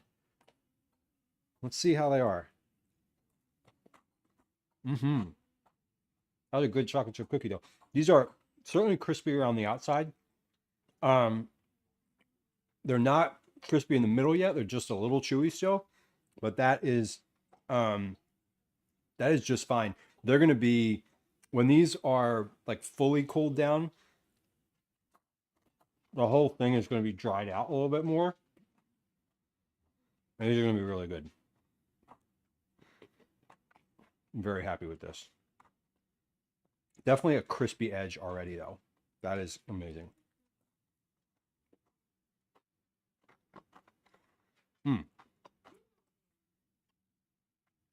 Cow. You have two options. One of them is to go play Roblox in a different space. The other is to stop humming. Stop humming low. You're humming in a way that is like just coming through to my ear, and for some reason I'm having a hard time like I'm having a sensory issue. I'm having a hard time both either listening to it and tuning it out. It's like just at that level where it's like I can't ignore it, but I also can't understand it. So either of those things would be great. I would love you to pick to do one of them. Yeah, you can also go upstairs and stop humming if you wanted to do both. That would be fine too. Aslan, hello. Welcome. Yeah, that's fine. That's fine. I'm, and now I've talked about it for too much. I just don't like, you're making like idle humming noises that are asynchronous to like my brain waves.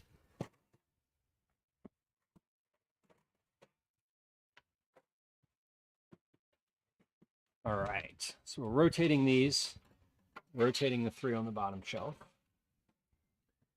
And last 7.5 minutes for these, and we'll be out of the oven with everything.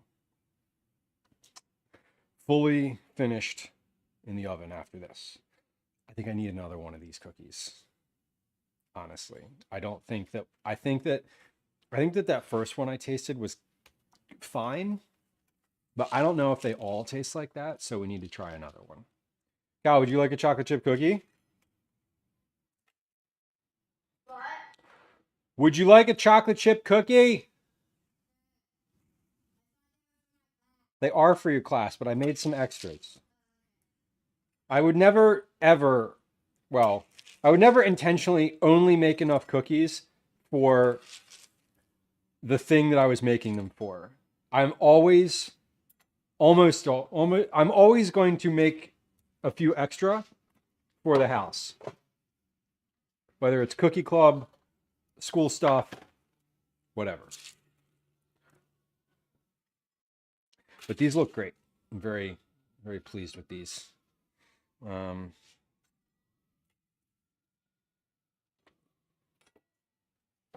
Overall. Yeah, just a couple walking cookies, right? Like a little something. There's gotta be, I couldn't make, and this is especially true for Cookie Club. There's no way that I could make like 50, 80 plus cookies and not have any left over. There's just no way. That's not going to happen. Like Calvin's classroom has 30. Well, like he says 34. I need 34 cookies, right? One per kid. Each batch says it makes 30. If I had just dropped the amount of dough per cookie by like 3 grams, I could just make one batch and that would be fine.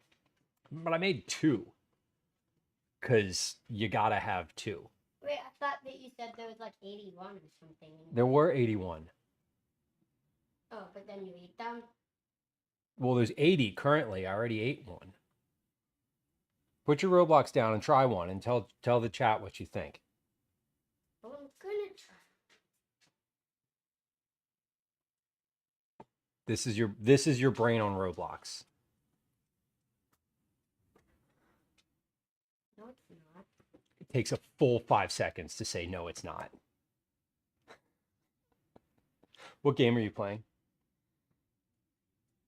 Thank you. That was on purpose. Uh-huh. Okay. Try a cookie and vacate, please. Uncommon, welcome in. Very good. Very good, he says. Very good. We're going to try another one. Who's out front? The actual neighbors are out front.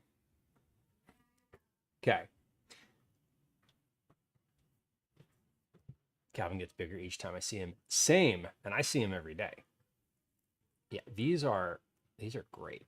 This one came apart quite a bit easier than the other one. Not came apart. So this one was a little bit older.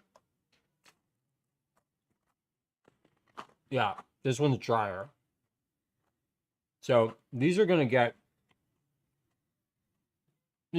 pretty crispy.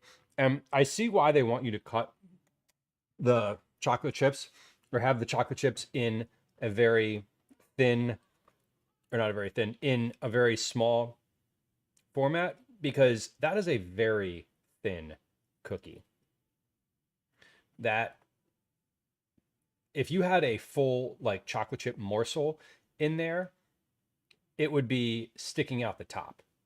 It would be like the thickness of this cookie. If you had a morsel in it, it would just be like big chocolate lumps, whereas the top of it is quite flat otherwise. So I am glad that I didn't just ignore that piece of the direction. I'm glad I put these in the food processor so that they ended up being a bit smaller bits of chocolate. And you can see that in the cross section, how that little piece right there is pretty small. Like mini morsels would be great. It says use mini morsels or chop. It calls for 4 ounces, 113 grams, semi-sweet chocolate or bittersweet chocolate, very finely chopped, or 135 grams, 3/4 of a cup of mini chocolate chips. Oh, that was crispy.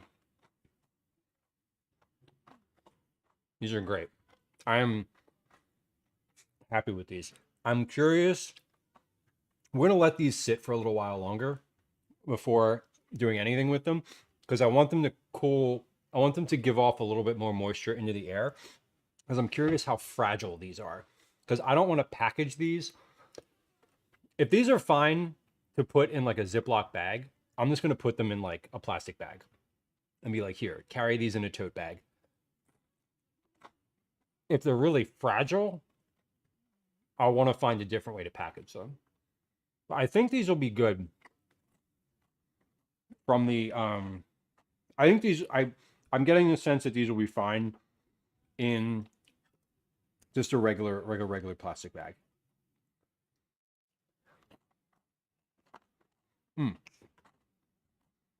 Delicious. Those are wonderful. Very happy. All right, our last batch of cookies is about to come out of the oven, and then we'll be finished with our oven. So we're going to turn that off. And pop those. Where am I going to put those? I'm going to put those on the counter. Let's not switch over to the oven. Let's just do this here.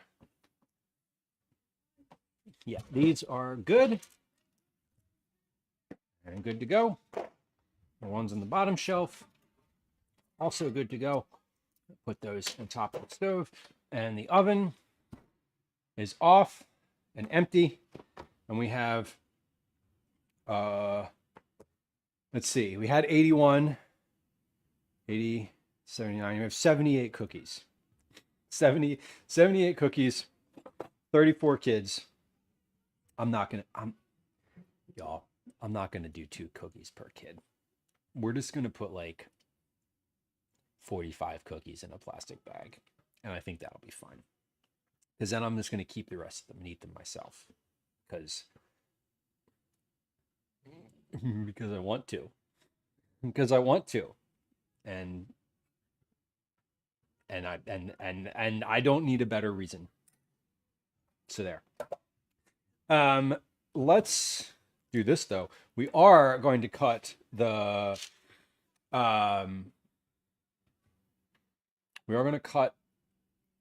Rice Krispies now. And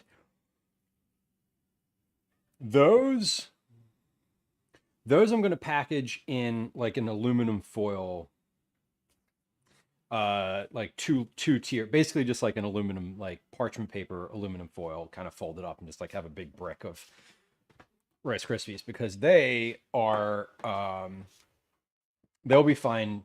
I don't want to stack them on top of each other, but I do I'm not worried about their falling apart.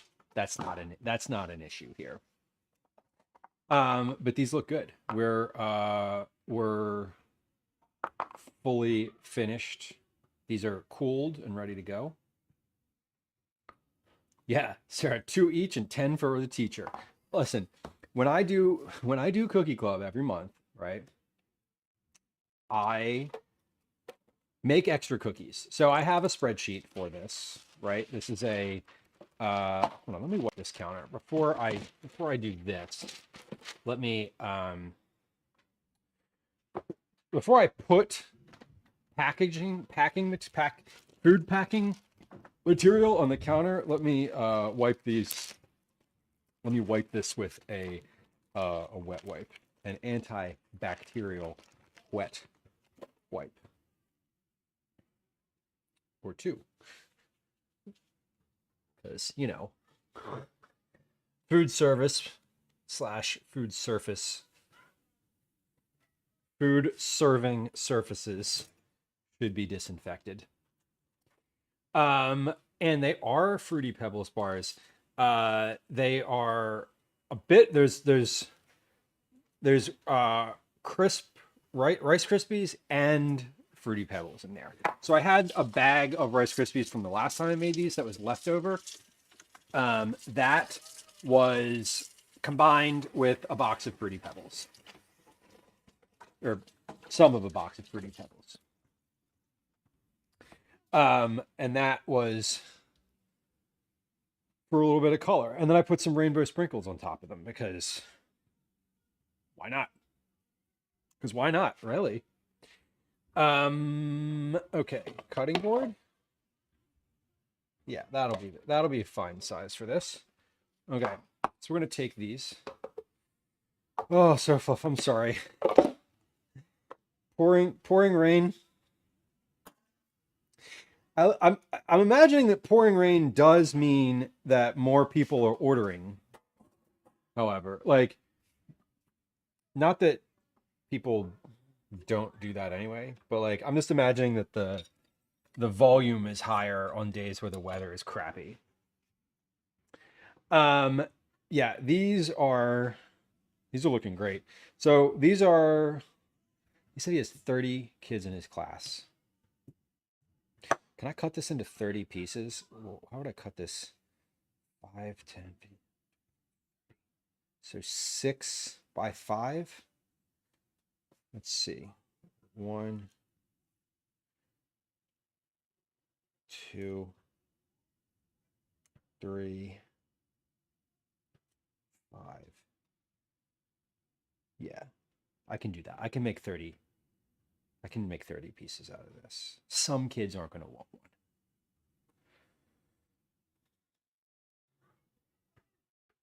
Could I make this 6 by 6? I think that might be too small.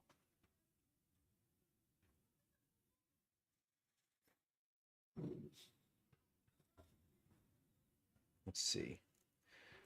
1. Yeah, I can do this 6 by 6. I think we're going to do that, because these are thick too.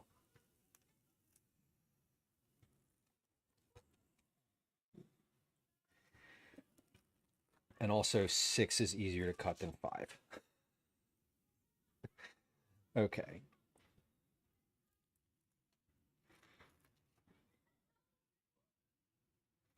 And that way there's at least one for every person. That's fair, right? So if I do 6 by 5, I'm going to end up with potentially 4 people not getting one, if they want one, if everybody wants one. Also, I have a whole separate tray over here, but those are mine. They don't get those. The length of a juvenile hamster. Get out. Only in the US.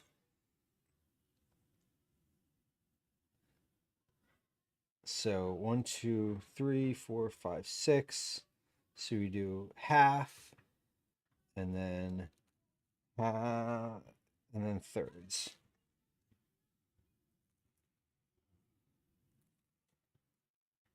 There we go. Yeah, perfect. Okay. And then I'm going to write how many pieces are in here on the outside of the package. So 1, 2, 3, 4, 5, 6, 12, 18, 24, 30, 36. Beautiful. Okay, great. We're going to package these. Then we're going to cut the next. We're going to cut the ones that are for the household.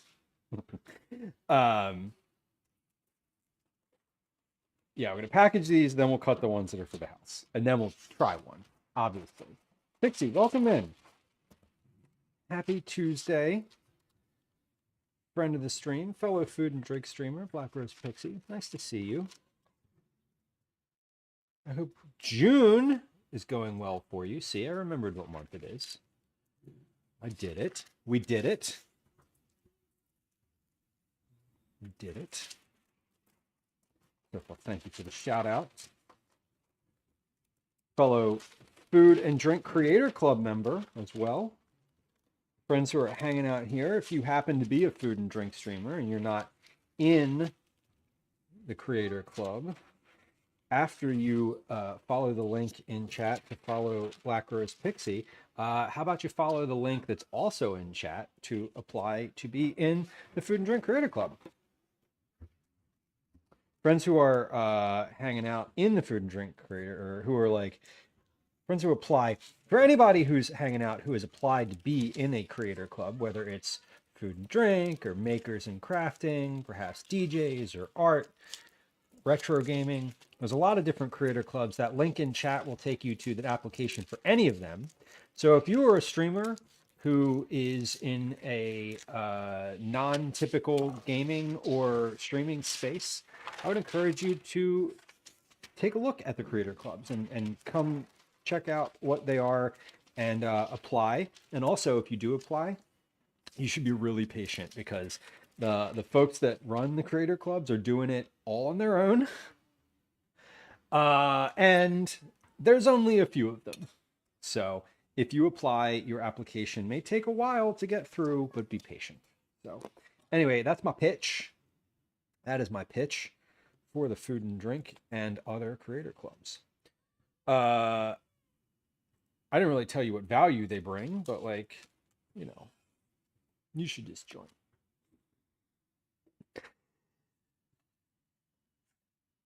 All right. We have 1, 2, 3.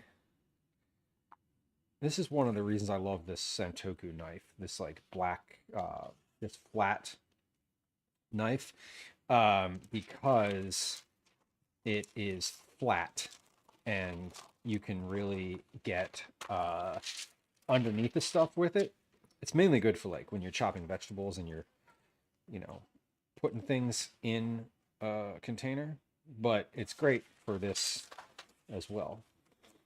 It also happens to be good for cutting Rice Krispie treats.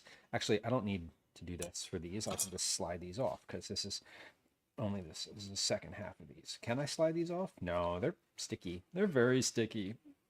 Tatsu, hello. Kids coming over. Not today. No, I hope not. No, we are doing snacks for classroom party today. So these are snacks just to go in into school, to go with a school pizza party or classroom pizza party that my son Calvin's classroom is doing tomorrow. So we have Rice Krispies treats and chocolate chip cookies. And speaking of cookies, Stick around for a few minutes here because we are going to be doing Cookie Club drawing today, which is for our monthly Cookie Club. We're not going to be making cookies this week. We're going to be we're holding off for the making. We're holding off the making of the cookies until Tuesday of next week. But we are going to do the drawing today.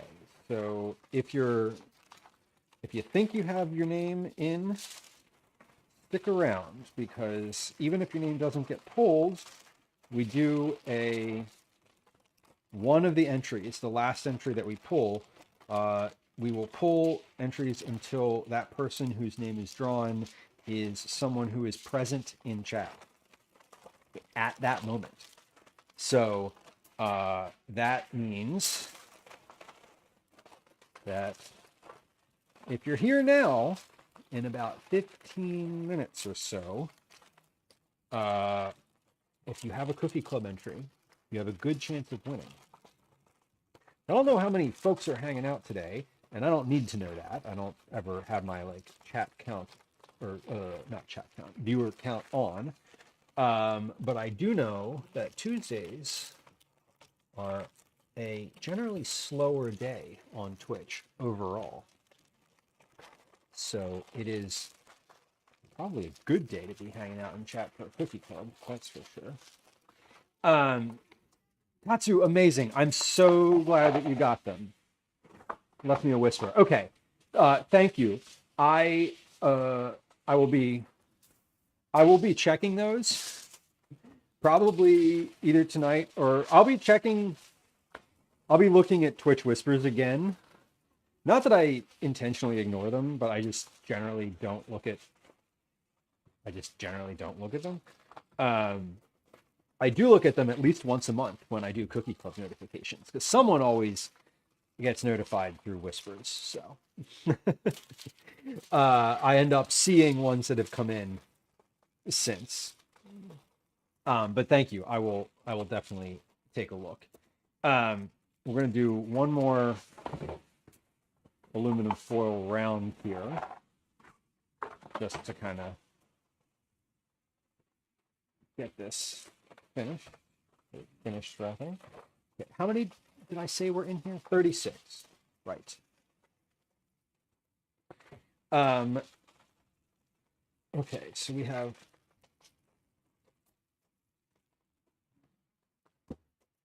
Rice Krispie Treats. Let's label those. And then we're going to package up the cookies too. I think I've decided that I am just going to put those in a plastic bag, because I'm going to put both of those plastic bags in like a sturdier sort of tote bag. This plus the cookies, I'll put them in like a sturdier tote. And I think they should be fine.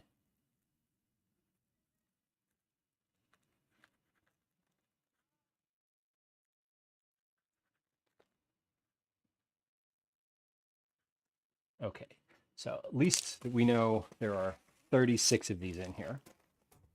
Now, I also made a tray of Rice Krispie Treats for the house, obviously. So let's cut those as well. I'm going to put those in a different type of package. And obviously, we're going to try them too. So these... Tatu, I haven't actually been around on today. I was watching a little bit earlier today, but I was very, this morning I was on Twitch, but I was watching like one person basically all morning. Just the same person all morning. And they finished stream, and then I was like getting ready for this. So like I didn't. So I actually it's funny because Tuesday is a normal stream day for me, but it's not a normal day for me to be watching Twitch. It is a normal day for me to go live.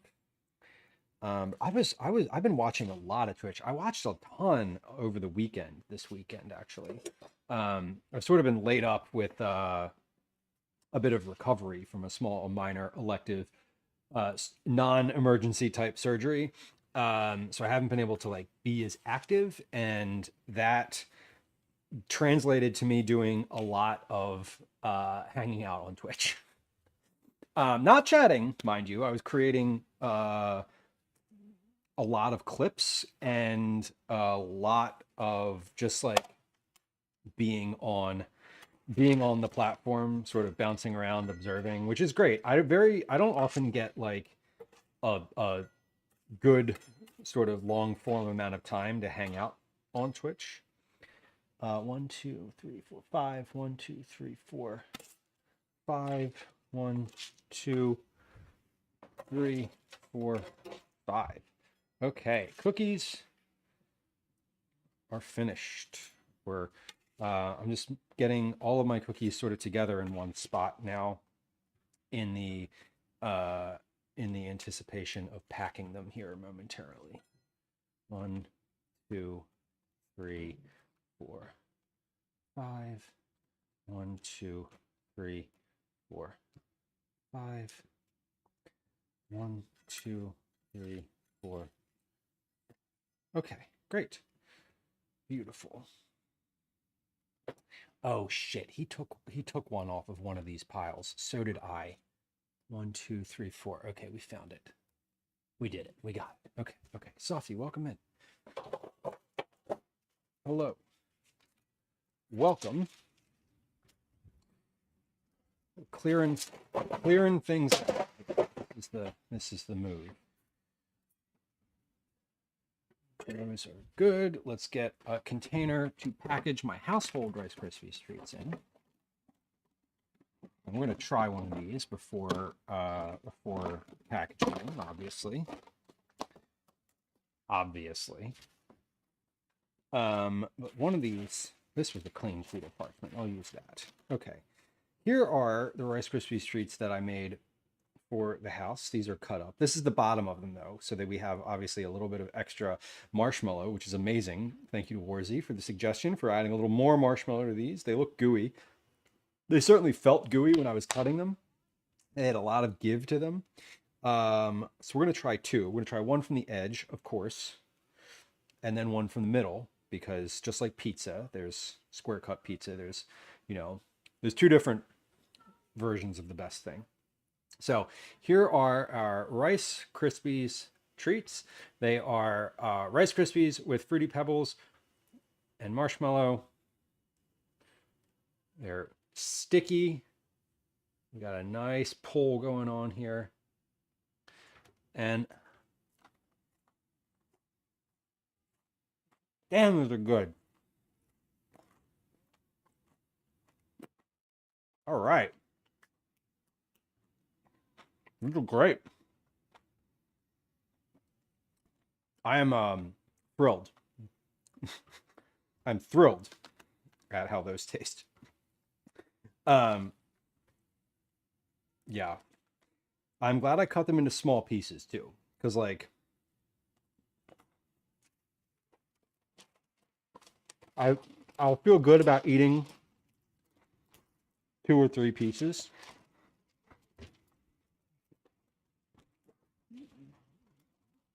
Because I'm going to eat 2 or 3 pieces no matter what. That's the thing.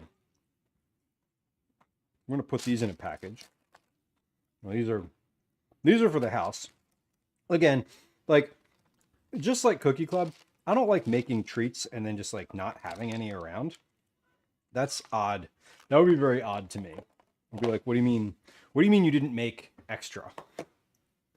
Like, you have to make extra. It's in the rules. It's in the rules. Okay. But these are extra little container here. No, I can fit all these in one layer. What am I doing? Oh. Yeah. That one couldn't fit. Oh well. All right. Beautiful.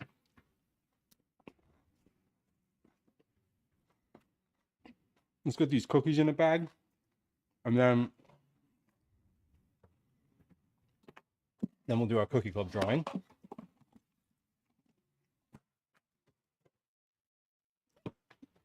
And then I'm going to clean up because I didn't clean up at all today.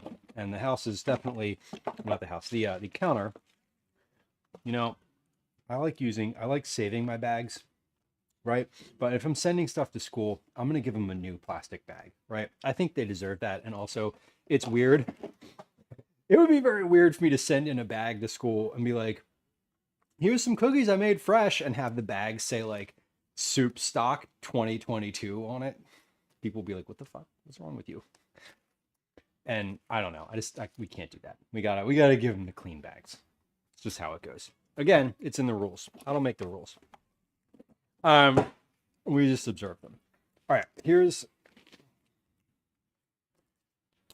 bags of 5, piles of 5. So we have 1, 2, 3, 4, 5,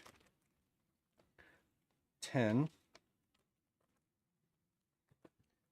15, 20.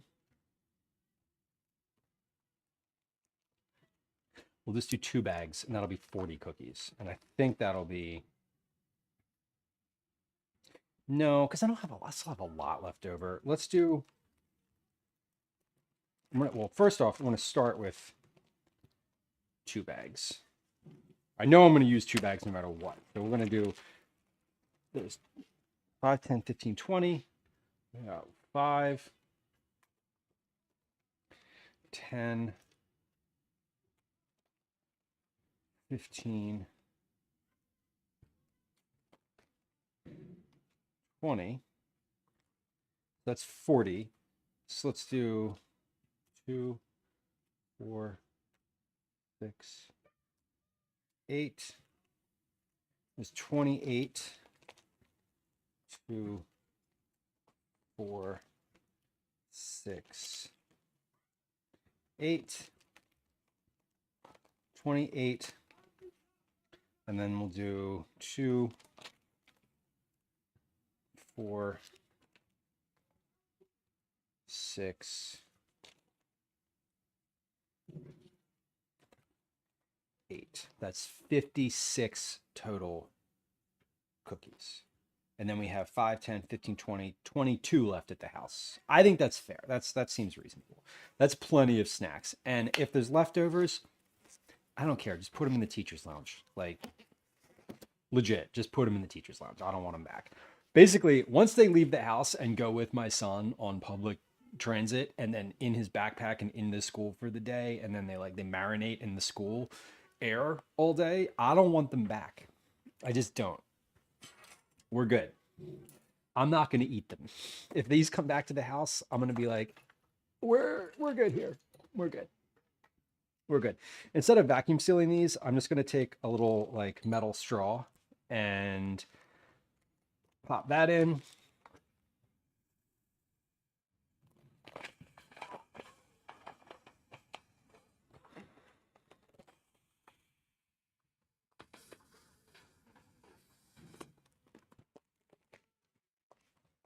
And we'll seal them like that.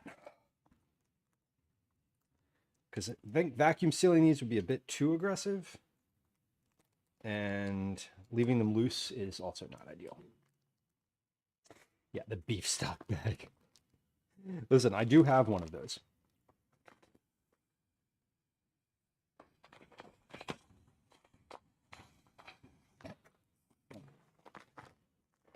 Stock bag from 2022 was not an example that I used in a vacuum. That happened recently. I forget what I was packaging, but I pulled the bag out of the cabinet and it was like chicken stock 2022. It's just how it goes. Okay, we are literally finished. I just need to package these cookies. That's the last thing that I want to do for the household is put those in a bag. And for those, I will use a used bag. This one doesn't have a label on it, so who knows what was in here. Clean. I do know that it's clean.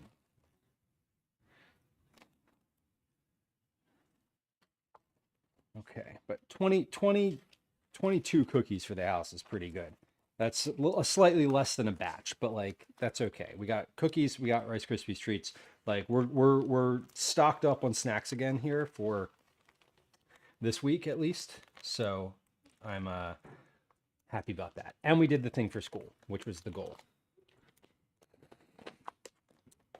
And we did it 2 days before I was expecting to do it, which is like good. I was not prepared to do cooking today when I got up this morning, but I was informed over breakfast that the actual event is tomorrow and not Thursday like I thought it was. So, okay. Put those off to the side.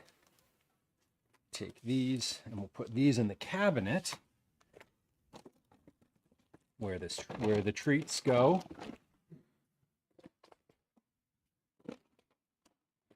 And we did it. It is now time to draw some names for Cookie Club. Speaking of cookies today, which we have been for most of the day, we're going to, oh wait, hold on. I forgot. I get to put a pink Post-it note on this page because we made these cookies. Another pink Post-it note.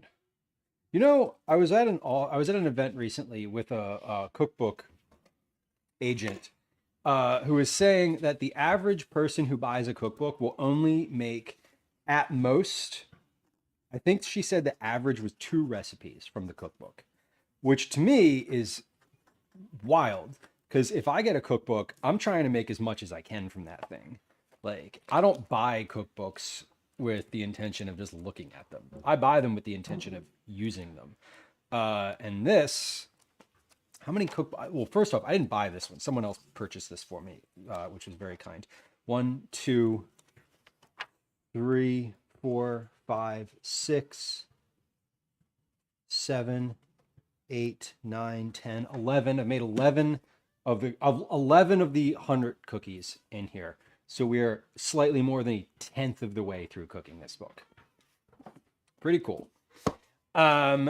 Pretty cool. We're not going to finish all these pieces in there. Some of them I can't eat. They have peanuts. They make me die. Some of them have hazelnuts. They also make me die. Some of them have other nuts, which we can't eat. Anyway, doesn't really matter. We're going to probably make a few more cookies from that book at some point or another. So, as we are getting started with our Cookie Club drawing, I'd like to tell you a little bit about Cookie Club. Cookie Club is our monthly rewards program for friends and members of our live stream community. You can get entries for Cookie Club by free methods as well as paid methods.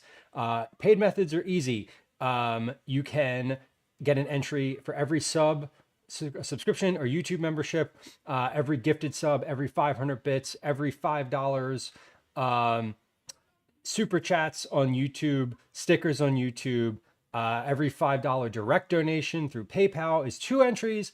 You get an entry for every $5 worth of merch that you either purchase or sponsor for a giveaway. So paid entries are easy to come by. If you contribute financially to the stream, you get Cookie Club entries from it. You earn free entries many ways also by checking into the stream. You'll see people using the command check-in. Every 20 check-ins is a Cookie Club entry. Every 500 chat messages is a Cookie Club entry. You can redeem the channel point redeem 3 times per month. You can create a clip. You can recruit a friend who comes into chat and says, hey, SoFluff told me to come in and check this stream out. They thought it would be fun for me and I'm having a great time. That earns SoFluff a Cookie Club entry. You can recruit a raid. Lots of streamers have the guide the raid reward. If you use your channel points on someone else's stream to guide their raid to this stream, then you will get Cookie Club entry. You can level up in Discord. What do you get if your name gets pulled? So we have all of those entries for each month are in this big bowl here. We have different levels of rewards. You can get, if your name comes out of this bowl, you can get a $5 credit to the merch shop. You can get a gift sub for this channel or any channel on Twitch, or you can get fresh made cookies, vacuum sealed, made on stream, sent to you as your reward. You get to pick one of those. So you don't have to give me an address, but if you don't give me an address to send your cookies to, I can't send cookies and you have to pick something else. That's totally fine and valid. We will ship to Canada. If we ship to anywhere else, if it's roughly the same equivalent cost as shipping to Canada, no worries. If it's a lot more than that, I would just ask that you help cover shipping through a direct donation and PayPal. What else do we have to say? There's a couple ways you can get guaranteed cookies. If you're a subscriber for 6 months, if you upgrade your membership in any months, you upgrade from a tier 1 to a tier 2 or a tier 2 to a tier 3, you will get cookies that month. If you sponsor Cookie Club through a donation, you will get cookies as part of that month. And lastly, if you are a tier 3 member, you get cookies every month because tier 3 members are lovely humans, as is everyone who hangs out in the stream. But if you are inclined to spend enough money to get a tier 3 membership on YouTube or a tier 3 subscription on Twitch, I'm happy to send you cookies every month that you maintain that. You also get entries for having a recurring subscription. So you hit the subscribe button as opposed to a Prime sub. And tier 2 Twitch subscribers and tier 2 YouTube members get your entries doubled. I think that's it. That's all I have to say. We're going to pull 10 names out of this bowl. All of the entries for May are in here. We had over 100 entries in May. So lots of people have multiple entries in here. You don't need to listen for your name at this point, but you do need to listen for your name at the end. So when we get to the end of this, we're going to have one entry that gets pulled out until that person's name is someone who's in chat. Got it? Okay. I think that's all I have to say about that. Let's start pulling some names. Yeah? Let's do it. Okay.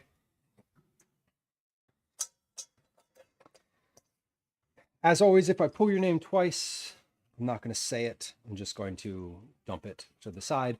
Also, this month we have a couple, our tier 3 members' names are in this bowl. There's some other folks' names that are in here. I should also note we have two folks this month that are guaranteed to get cookies because you have a subscription anniversary. Those 2 folks are Wauma, who is celebrating 24 months of being a subscriber, and Copy Zombie, who is celebrating 6 months of being a subscriber to the channel. So I'll be reaching out to those folks if I pull their names. Also, you don't get to win twice in the same month. So anyway, here we go. Are we ready? I'm ready. Let's do it. First name out of the bowl is, for being a subscriber, Turnip Toes. Turnip Toes. Turnip Toes. Thank you for your subscription. I appreciate it. Next, so we're going to pull 10 names. For being a subscriber, we have 9 of 12. 9 of 12. 9 of 12 had quite a few entries this month. Has rated the stream a few times. Used channel points a few times, I believe. All 3 channel point redeems. For gifting a sub, Finite Singularity, our friend Mark. Mark had, I believe, 2 entries this month. Mark was gifted a sub to a member of his community and rated the stream. Oh, look, I'm out of focus. No, I'm not. Entry number 4.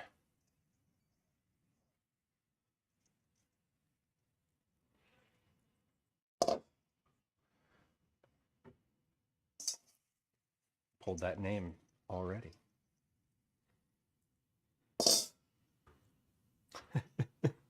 Pulled that name already. If you have multiple entries in here, it does happen that I pull names multiple times. So for being a subscriber, Just Jamie _4. Just Jamie. 9, we have not settled on the type of Could I have another cookies. cookie? Can you have another cookie? You may have another cookie. What promise did you make? Apple after dinner before snack. Anytime before snack. It could be right now. That's not for you. Get out of there. Look at you. I packaged these nicely. They were vacuum sealed. Oh wait, I'm gonna have a pudding cup thing. Hold on.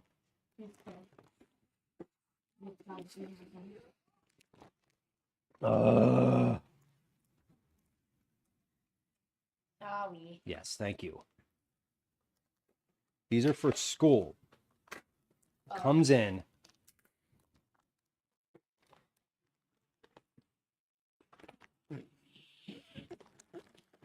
So they are for me, just not right now. Tomorrow. Yes. Okay. 9, we did not do Cookie Club cookies yet, or rather, I didn't decide what cookies we're gonna do. I have a few that I was thinking about. We're gonna do a Cookie Club cookie from either we're gonna do one. There's 3 places we might do one from. We might do one from this 100 Cookies book. We might do one from the 108 Asian Cookies book again, because there's a bunch that I want to do from both of these still. And I may pick one. So our friend and cookie connoisseur Liz in the OC has posted a bunch in the Discord cookie chat channel. And I might make one of those. I'm not sure yet. I haven't decided. We're going to make the cookies for this next a week from today. So I don't have the capacity to do it this week, but we're going to make it a week from today and send them next Wednesday. This Thursday, I will before I send out before I send notices to the winners, I'm going to decide on the cookies. So, because I always like to send notices. Sky Blue, yes. Command Obi. We had an Obi pass by. He is not around right now. He is following Calvin around the house. Our fifth winner, the Carly Mags, for being a subscriber. Carly, thank you for being a subscriber. Number 6.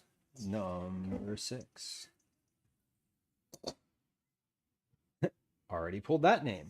See, this definitely happens where I end up having multiple people, like just whose names get pulled out, because you can earn, nothing came up in my hand that time. You can earn multiple entries for being a subscriber on the month of my 4-year anniversary. One of my first subscribers, who is a subscriber, Mr. Bowtie Fly. Bowtie Fly, Bowtie Fly was in my very first ever stream as a chatter. Is still a food and drink streamer himself. Is in the Food and Drink Creator Club. Has a first badge in chat. Is like one of the first people to subscribe to the channel.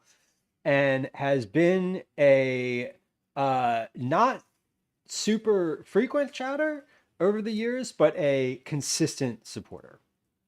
And I am pretty sure that Bowtie Fly has never won Cookie Club before. Velos, you did not hear your name yet. We're on name number 7. Name number 7.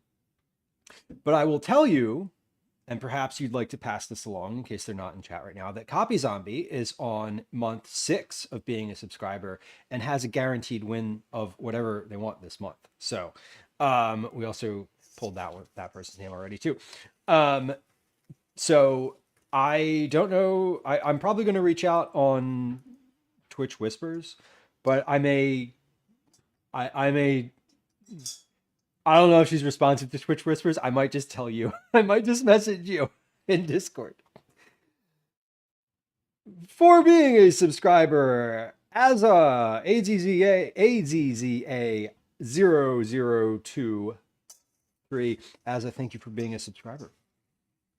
Thank you for being a viewer. Thank you for being a subscriber. You don't ever have to be a subscriber to win Cookie Club. That is a fact. Although I will tell you that every entry except this one this month has been a paid entry so far.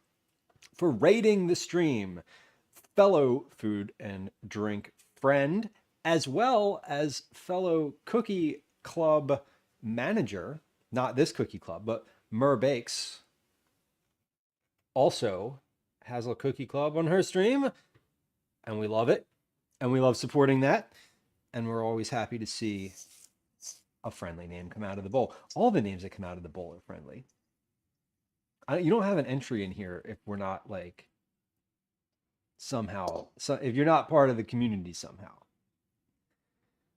For rating the stream, friend of the stream, social butterfly and social connoisseur, the Zachary Mike. For rating the stream. Thank you for the raid. That's two folks. We got one entry left that does not need to be present to win. And then we're going to pull names until we get someone whose name is in chat, which is always fun. Or we get someone whose name has not been pulled already. So this is good. We're having a recurring subscription. TARDIS around here. TARDIS. Thank you for having a recurring subscription. I appreciate you. A recurring subscription means you've hit the subscribe button on Twitch, and it does it automatically every month. It's not a Prime sub. It's different than a Prime sub or a gifted sub. Okay, if you have an entry in this bowl, which I'm sure you do, I hope you do, now is the time to listen up. If I say your name, I'm going to have a few moments between saying your name and then moving along. So if I say your name, put something in chat. Just do an action that I can see. Redeem something, do an action, say hi, whatever. Let me know that you're here. Mom Noms, are you still hanging out? We're rating the stream. Mom Noms has an entry in here. See if Mom Noms is still here. Bingo would work, Tatsu. Bingo would certainly work. Mom Noms, if you are hanging out, let me know. True Caretaker. True Caretaker. Are you still hanging out? We heard True Caretaker hanging out a little earlier today. Yeah, never mind. I might not have that thought out loud. Let's not. Okay, good. Mom Noms or True Caretaker, are you hanging around? Cyborg K Chop, are you hanging around? How do we call Cyborg K Chop? That was me. That wasn't them. Cyborg K Chop, are you still hanging around? And you were here earlier. Copy Zombie, hello, welcome in. We're doing Cookie Club drawing now. We're doing our present to win name in chat, but I have some good news. Your name's not in this bowl. You know why your name's not in this bowl? Your name's not in this bowl because you've been a subscriber for 6 months. And that means that you are guaranteed a prize this month, whether that's a gift sub to this channel, a $5 gift to the merch shop, or cookies that I make on stream and vacuum seal and send to whatever address you want me to send them to. So congratulations. I guess congratulations, but more to the point, thank you for being a subscriber. Thank you for having a 6-month anniversary of being a subscriber, which is amazing. And I will reach out to you either probably in Twitch Whispers this evening, probably tomorrow. Honestly, probably tomorrow. If you prefer Discord, I could do that in Discord as well. I don't actually know if we're connected on Discord in some capacity, but I wanted to say thank you. And Velos was in chat and I mentioned it and I was like, if I can't get in touch with her, I will reach out to you. So, but thank you for being a 6-month subscriber. I definitely appreciate it. I have a name that I've been holding on to that I pulled out of the bowl and I didn't want to just toss back in because I did pull it out and I pulled out one singular name and that is Dr. Hex Mikey. Dr. Hex Mikey, are you in chat? So we're gonna give our friends who are in chat, or friends whose names I pulled. I pulled 4 names so far. We have Mom Noms, whose name I pulled out. True Caretaker, whose name I pulled out. Cyborg K Chop and Dr. Hex Mikey. There they are.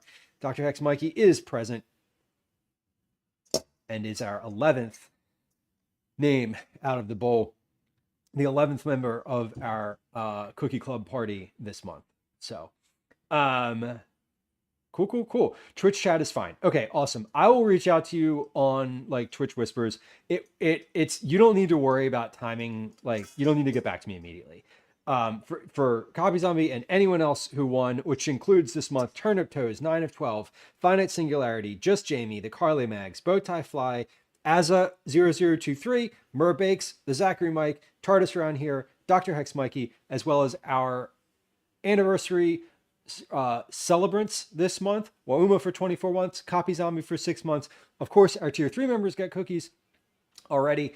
I will reach out to all of y'all on Discord or Twitch Whispers, whichever one. If I can find you on Discord, I'll reach out there. If I can't find you in Discord, I'll reach out on Twitch Whispers, and I will let you know I'll let you know the options. I'll also let you know what cookie we're picking this month, and you can respond whenever you get the chance. We're going to make these on stream on Tuesday of next week. This week on Thursday, we're going to be doing a bit of kitchen husbandry. Kitchen husbandry? It's not a word. We're going to be doing some knife sharpening, and we're going to be cleaning out my baking cabinet because holy shit. I mentioned it on stream last week. I'm mentioning it on stream again today. It is atrocious. It is atrocious right now, and so it really needs to have some love given to it. And the last time we did that on stream, it was kind of fun, and all of y'all got to make fun of me for my thought process, which was, in retrospect, maybe not a thing I wanted to repeat, but whatever. It's fine. It's fine. Okay, we are going to find somewhere to go today. Let's see. Where do we want to go? I'm looking at food and drink here. I see we have some folks that are live, some folks that we know are live. Chef Steve is live. Alvin Fairy Queen is live. Sailor Far is live. Mr. Big Okami, Amanda Slaughter, Kelly B. We love Kelly B. Green Perch is live. Green Perch is always fun. Let's see who has rated it. You know who rated us recently, and I'd love to return the love to? Darth Furbaka, our friend Darth Furbaka. Darth is a longtime food and drink streamer, friend of the stream, someone who hosts Food Fight, is doing, what is Darth doing today? Cheesecake, then breakfast. Oh my God, we love cheesecake. I love cheesecake. Anyway, we're gonna rate Darth Furbaka because Darth is a good dude. Let's give one maybe small warning. Darth probably curses more than I do, if that's an issue for you. It's about to not be my problem, so fun. Darth is overall a good dude though. And I don't say that because of the cursing, but anyway, Darth is a little bit more unfiltered. Let's say this: Darth can be a little bit more unfiltered than I am, and I think we can all appreciate that. We'll be live again on. Let's start the raid. We'll be live again on Thursday. Okay, bye. Here's a couple raid messages in chat that y'all can copy and paste if you're interested in that. Here is a few social media links in chat as well. Specifically, I'd love it if you'd go subscribe on YouTube if you're not already. There you go. There's a YouTube specific link in chat. Speaking of YouTube, thank you for hanging out today, y'all. I appreciate you. If you are still watching on YouTube, please hit the like button, please hit the subscribe button, and we'll catch you next time. If you want to catch